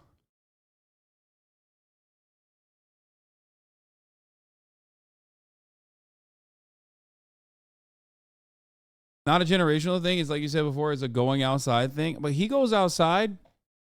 He's literally the most outside. He's like doing a fucking tour. In an insane way. I mean, just to give you a little spoiler of what's ahead, this girl did come out with a statement about all of this happening and did say that she doesn't condone any of the harassment towards the girls. I think it's a little bit too much to say that she didn't stand up for herself and she knew that the internet would fight for her, so she didn't do it for herself. I'm sure she was looking for some likes on a TikTok and thought that, you know, this is something that people on TikTok would be interested in, and she was right, but I do not think she... No, the most charitable interpretation of the matter is that, like, she felt really sad. Okay, this is like hyper charitable, like insanely charitable. Sean the Black is obviously boomer coded. He's in here all day, so clearly. But so is Nick, so I don't know what the fuck's going on there. Anyway, listen. So the most insanely charitable, like, I'm going out of my fucking, I'm like losing myself a little bit to say these things that I'm about to say, but let's say maybe she felt bad and thought that it would be relatable and missed the mark and didn't think that people would, like, go, you know, holy conquest like that one chatter originally stated. Even then, she should have known better. She should have known better. Even then, she should have known that she should not have fucking posted that.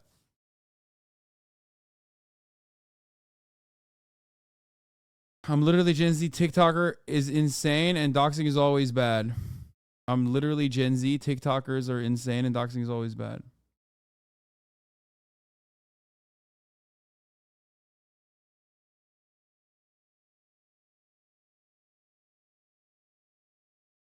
Like, another person actually brought up a good point. It's like, you keep this in the fucking, you know, group chat. If you felt bad about them, you send it to your group chat and, you know, you get a little bit more praise. You're like, Queen, you're beautiful. Like, fuck those hoes, whatever. You know what I mean? Like, that's what you're supposed to do. Like, you're not supposed to blast it on TikTok, man. It's crazy.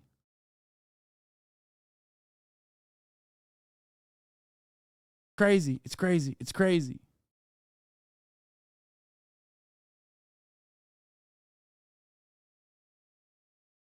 She shouldn't have posted. Like, it wasn't a good shot. Why post it? Nah, girl was right on that last one. No, I'm saying, yeah, you shouldn't post that. She should not have posted that TikTok. But hey, she got 8 million likes. You know what I'm saying?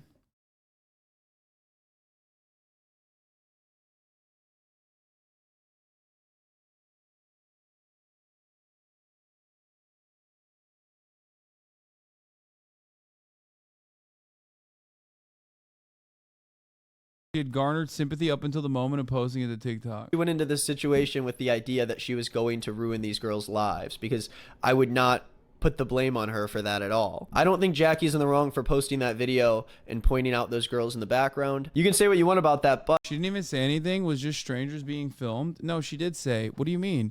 She said criminal side eye. They're like talking shit about me. She said it made me feel like I want to cry. What do you mean? She said so much there. Even if she didn't say anything and she was just like sitting there and they were, you know, doing photo bombing her and she posted it, it still would have been a problem to post. But if people, yeah, you should have just like fucking blurred their faces or something. But no, God forbid. Yeah, she started the video as "Watch these girls be mean to me." Like, people want on. to share something that happened with them online, they have, you know, we have to allow them to do that, okay? And we saw both points of view and we're making an informed decision on it before typing comments and doing things that are illegal and that might hurt other people. One of their boyfriends decided to post a video of them basically explaining the situation. But if you have something to say about me, just say it to me. Please don't go out and cuss my parents out, cuss my aunts. Lizard's boyfriend speaks out. 372,000 likes. Yo, this is really bad. This is really bad. This is really, really, really, really bad. You're a grown-ass lady. What are you doing? Out, because my family members out. It's just unnecessary. Also, none of the girls work at Limestone Commercial Real Estate. So if y'all could please just leave positive reviews, because y'all have just been leaving hate on. So this TikTok is really diving into it, saying update, Lizard's boyfriend speaks out, which I think is supposed to be a name for one of the mean girls. Again, unnecessary. I think the boyfriend even speaks. Bro, that's so unhinged. Yo, that's so unhinged, dude. That's like, dude. How do you not see a problem here? This is really bad, man. This is like, ooh, this is real fucking bad. This is, yikes, dude. This is really, really, really, really bad.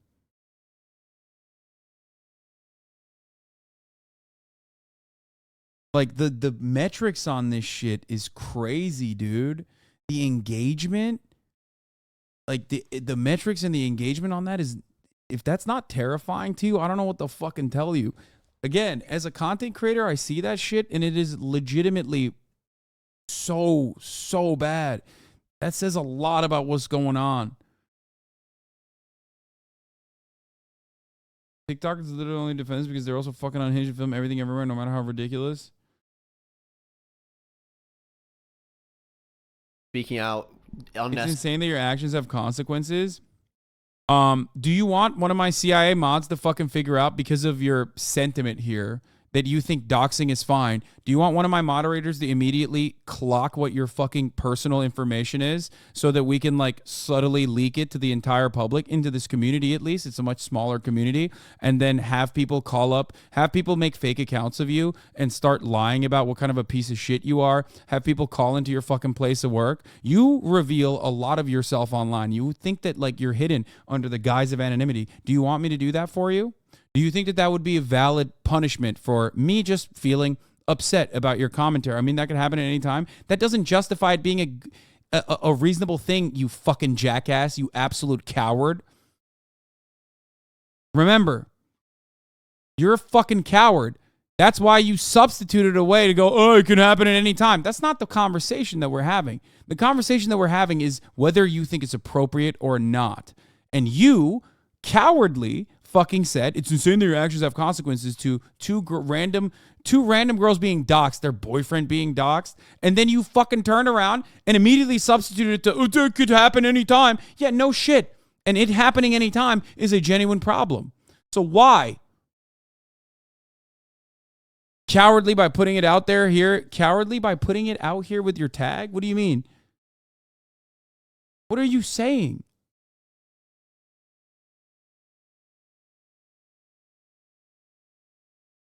The fuck do you mean? Typical XQC fan, by the way. Jesus Christ. Holy fuck.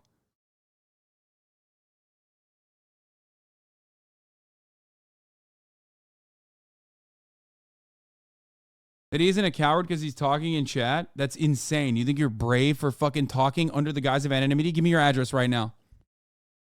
Don't do that, actually. Do not fucking dox yourself, dumbass. I know some of you dumb bitches will do that.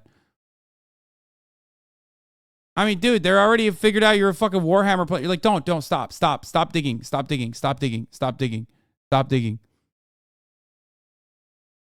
Stop. Mods, ban the people that are fucking digging into this shit. Because a lot of people literally cannot stop themselves when I'm trying to make a fucking point. Okay? The point is that action is bad. That is fucked up. You're an insane person for doing that.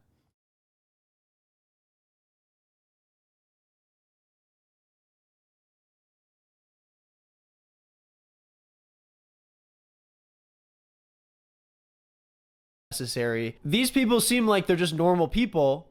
Why are we going so deep into their lives? We know nothing about this. I know it seems like I'm only defending the bully girls and not the main girl, and this is really only because the internet has come out so hard against them. I think in the actual situation, yeah, you know, they were being pretty rude, but I'm really just trying to find a way for us to make this situation a little more human and feel a little more grounded in reality rather than having millions of people weigh in on this drama that comes from a TikTok that someone edited of themselves at a baseball game with very little context to anything. And the fact that neither of these girls even work at this realty company and now it's just fucked is a result of random people online trying to add fake shit to the story to just stir up drama. The real awful people in this situation are people who are going out of their way to try to hurt other people and make their lives noticeably worse. You can make a mistake and come and apologize in person and everything can be okay, but when you're online and you take a step too far, there's nothing you can really do to hold back from that. There are random people now that are suffering. I'm a Zoomer. Nick's the first person I've heard describe photobombing as bullying. It's extremely online TikTok exclusive Zoomer shit like Battle Pass Tier 100 Zoomer brain rot. I'm terrified of upcoming Generation Alpha, though. They think like this. Bitch, you're a Zoomer. You think like this, too, in some respects. But you're right. It's going to get even worse. I'm the only one who's right. Remember that. As a result of misleaded anger and frustration. But before we wrap this up, let's check out Jackie's response and see what she says. It's Jackie here, and I just wanted to start off by saying thank you so much to those who have been so kind and supportive over the past few days. I would have never thought that my brother taking pictures of me at a game for 3 minutes would turn into all of this. So immediately we hear from her. Okay, I just want to watch this. It's Jackie here, and I just wanted to start off by saying thank you so much to those who have. Thank you so much for bullying and doxing these people. Been so kind and supportive over the past few days. I would have never thought that my brother taking pictures of me at a game for 3 minutes would turn into all of this. After posting my video, I received several responses of people being able to relate to the same thing that happened to me that evening. And it's become clear that bullying doesn't just stop in childhood or teenage years, but it can follow you into adulthood. And that's a little concerning. It usually gets swept under the rug. Even though my feelings were hurt that night, there was no need for more hurt. Lisa, Alondra, and their families do not deserve hurt. I do not condone the threats. I don't condone the bullying. I don't condone the harassment to them or anyone else. Yesterday, we met under mediated circumstances in a completely voluntary meeting in order to express and reflect upon this experience and our actions that evening and moving forward. They both gave me an in-person apology, and honestly, that's all I wanted. It's all I was waiting for, really. And I forgive them, and I really appreciate them for apologizing to me in person. I hope that this experience just makes us more aware about each other's feelings. And bro, she did it. Yeah, Treaty of Versailles, dude. What the fuck, yo, for real?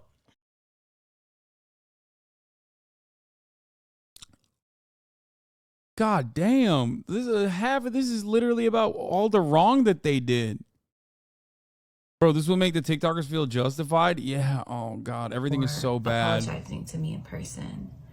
I hope that this experience just makes us more aware about each other's feelings. And yeah, you know, I hope this makes us more aware about each other's feelings and like that you can get doxxed at any moment, bitch. If you fucking come after me and my audience, hey, you'll fucking end up on Twitter and they'll dox you. So sucks to suck. Hey guys, let's. But to be fair, she did say.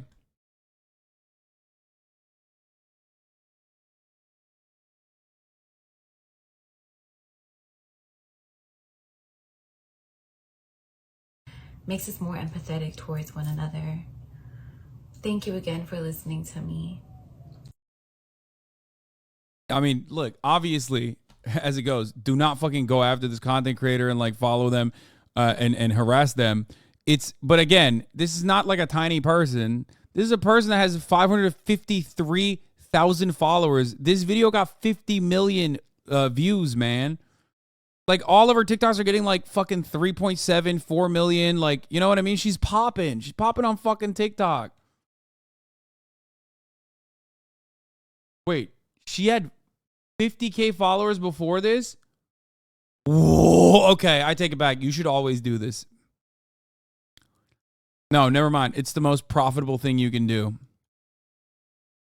She got from 50 to 550 in like a week, dude.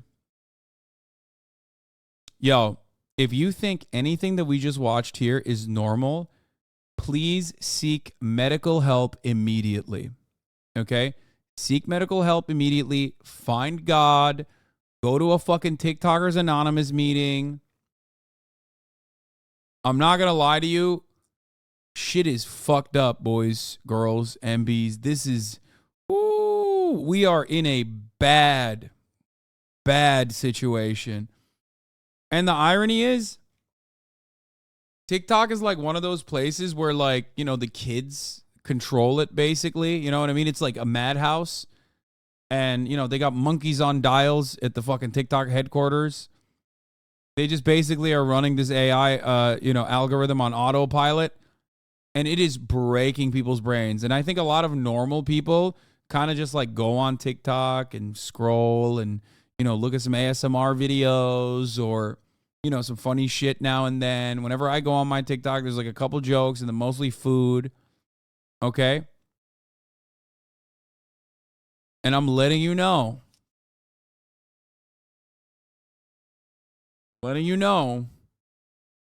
That like there are people out there, like this is happening out there and we are not even aware of it. Think about the increase in GDP this controversy created. Why can't we just have fun, doyen, bullet trains, and cute animal content? Why we get TikTok? I get a lot of women who secretly want to show me their nipples. Nodders.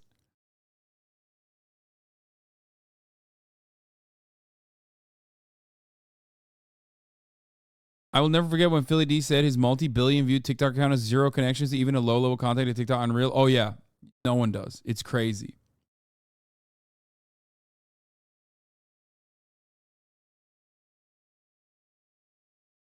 I'm confused. So the girls in person apologized at the game and she posted the video?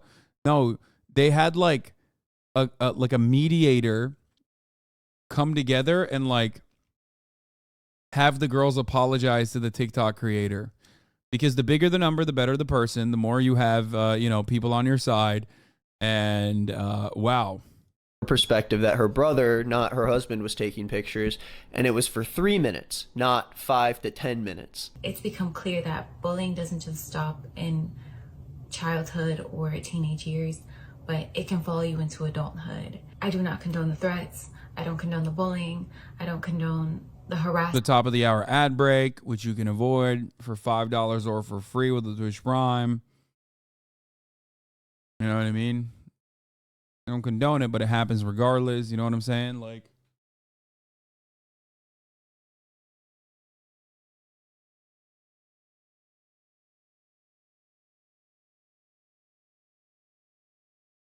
what's up with the long stream content day?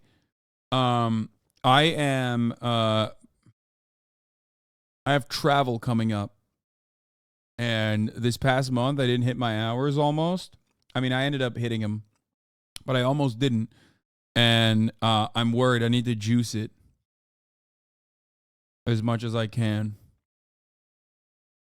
Why are you complaining about it? Harassment to them or anyone else. Yesterday, we met under mediated circumstances. They both gave me an in-person apology. And honestly, that's all I wanted. Is the theme of this story just always be nice because you never know who's famous? Yeah, or whoever has a camera on you and can fucking put you on their insane, you know, TikTok, and you will It's all I become was a villain. waiting for, really. And I forgive them, and I really appreciate them for apologizing to me in person. So in a summary, Jackie did a pretty good job here saying that she doesn't No, she condone the didn't. harassment towards those girls, while also talking about how we need to take bullying more seriously moving forward and how it doesn't just stop once you become an adult. She also talks about how these girls came up and met with her in person and made things right. And I do feel like that's a good... No, I'm losing my mind. I feel like I'm losing my mind. I feel like we're looking at a very different situation at hand. ending to this situation that should have never gotten this big. It should have just... This is just Kiwi Farm shit from another angle. No, because Kiwi Farms is like worse. Obviously, Kiwi Farms like goes after and like deliberately picks like trans people to do this shit too, and it's significantly worse. This is like, I mean, this has like weirdly larger consequences though, because like most people basically understand that you're in the wrong. Like those guys are fucking shitheads in the wrong. But a lot of people seemingly don't understand that they are behaving in a similar capacity. Ended there. Jackie didn't deserve all of this attention being drawn towards her because, of course, she got negative attention from it also by posting the video. And the girl... Yeah, this is scaled so much more than Kiwi Farms, even if the individuals aren't as unhinged as Those them. who made fun of her, who were bullies, of course, realized that what they did was not nice, and they apologized to her. And now we hopefully can move forward from this, but knowing TikTok, it just is going to get worse because it always does. I think anyone who cares this much about this situation needs to take a step back and realize what else is going You didn't say she apologized to them, and the TikTok causing the hate is still up, Lamau? on Yeah. in the world, because we should not be putting our energy towards beef that we don't have anything to do with. We shouldn't weigh in on the lives of other people who we know nothing about. So I hope that wraps everything up nice and well with a big bow. I'm not trying to, again, get in any trouble here by defending those girls, but come on, let's think about it a little more and take a step back and try to go about these things in the right way. Let's not try to ruin people's lives, guys. Let's be normal human people, okay? Thank you for watching. I'm sorry about the infrequency of the uploads, but when I get back and for the rest of this tour, I'm going to try to keep up with it. So remember, email me if you have any stories you want me to cover. Comment on my latest Instagram post if you want to win a PS5. I'm not going to give you one, but if you want to win one, I'm just saying you can do that if you want. I'm sorry, Jack is saying all she wanted was an apology. Like, dog, they were right there. You really could have said something right then. You gremlin and said you got this large Turkish man making me aware of this drama. I just want to be happy again. Yeah. Me too. But honestly, you'd understand why his narrative was like this. If you saw the tweet, replies getting 20K likes, justifying the harassment. Yeah, those people should be fucking institutionalized. Okay? If Nick held hostage after seeing their doxing power, I sort of see it. Yeah, if I had any say in how society was designed, I would literally put them in re-education camps. Anyone that says some unhinged shit like that under the guise of anonymity deserves to be put in a fucking re-education camp immediately. And it's not even for the betterment of society. It's literally, I mean, it will have a positive effect on society, but it would literally have a positive effect on them too. I would 1,000,000% re-educate them. Straight up. It's like there's no other way to solve this issue, honestly, in my opinion. Anyway, here's some good news, though. Well, I guess technically not great news, but still. The board of directors of the Writers Guild of America West and the Council of the Writers Guild of America East are acting upon the authority granted to them by their memberships. We have voted unanimously to call a strike effective 12:01 a.m. Tuesday, May 2nd. The decision was made following 6 weeks of negotiation with Netflix, Amazon, Apple, Disney, WBD, NBC Universal, Paramount Plus, and Sony under the umbrella of AMPTP.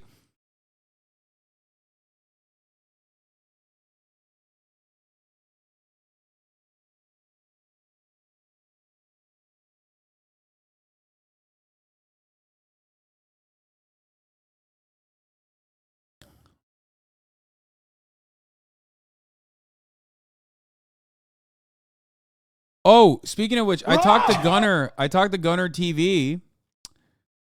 Very nice guy. I saw him at Creator Clash, and he was like, dude, I'm not like a right-wing guy.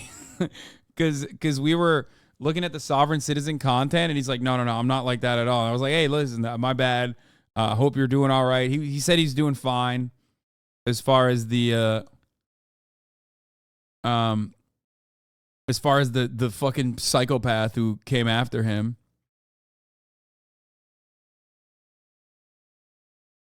So,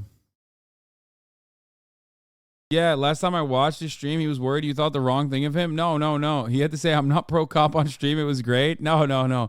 I just got like, I don't know. He understandably went hard after the fucking sovereign citizen guy, which I love going hard after as well.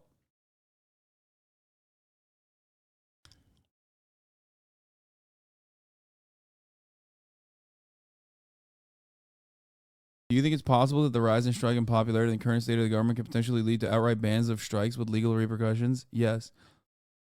Anyway.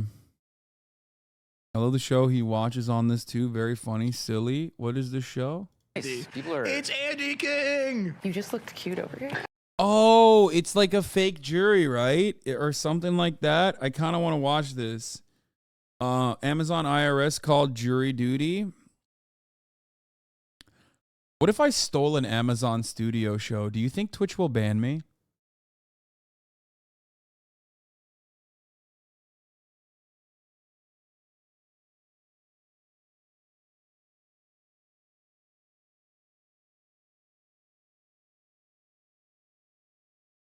Okay, serious question. This is the last question I have. What level of technical proficiency does one need to have to, let's say, in a video game, if they were to like be able to figure out how to play a leaked game, a leaked IP that is not supposed to be out yet, that maybe was made for babies? I'm just, I've been thinking about it a lot. Like, is it really difficult? Is it like medium difficulty? Is it like pretty streamlined? Not on stream, of course. I don't want to get drone strike, but I'm saying like in private. Like if they wanted to like on their own time and on their own volition, if they wanted to do such a thing, doesn't run well on Steam Deck right now. That's interesting that you say that because that's what another particular content creator who I may or may not have watched earlier today was telling me as I was DMing them about this particular subject matter. May or may not have allegedly had a conversation about them.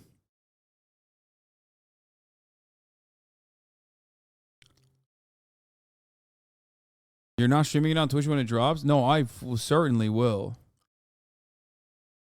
Very hard, so just play it on stream when it comes out. Okay, never mind. I will wait for it to come out on stream.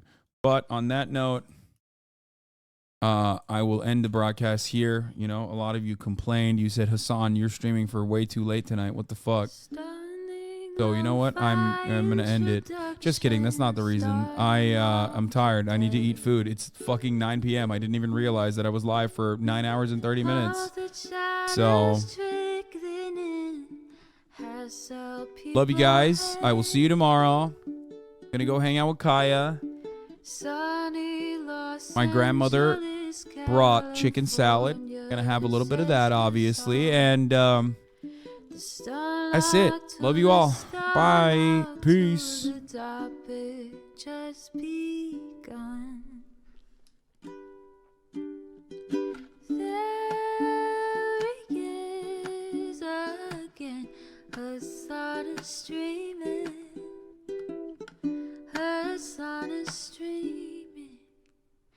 There he is again, Hasan is streaming. Hasan is streaming. Review in the P.O. box, Uncle Uger's face. Sudden Discord active prop, great names take embrace. Tiny Bernie Sanders, LGBTQ Air Force. The whole left at your fingertips, on at your door. H3 crowded debate.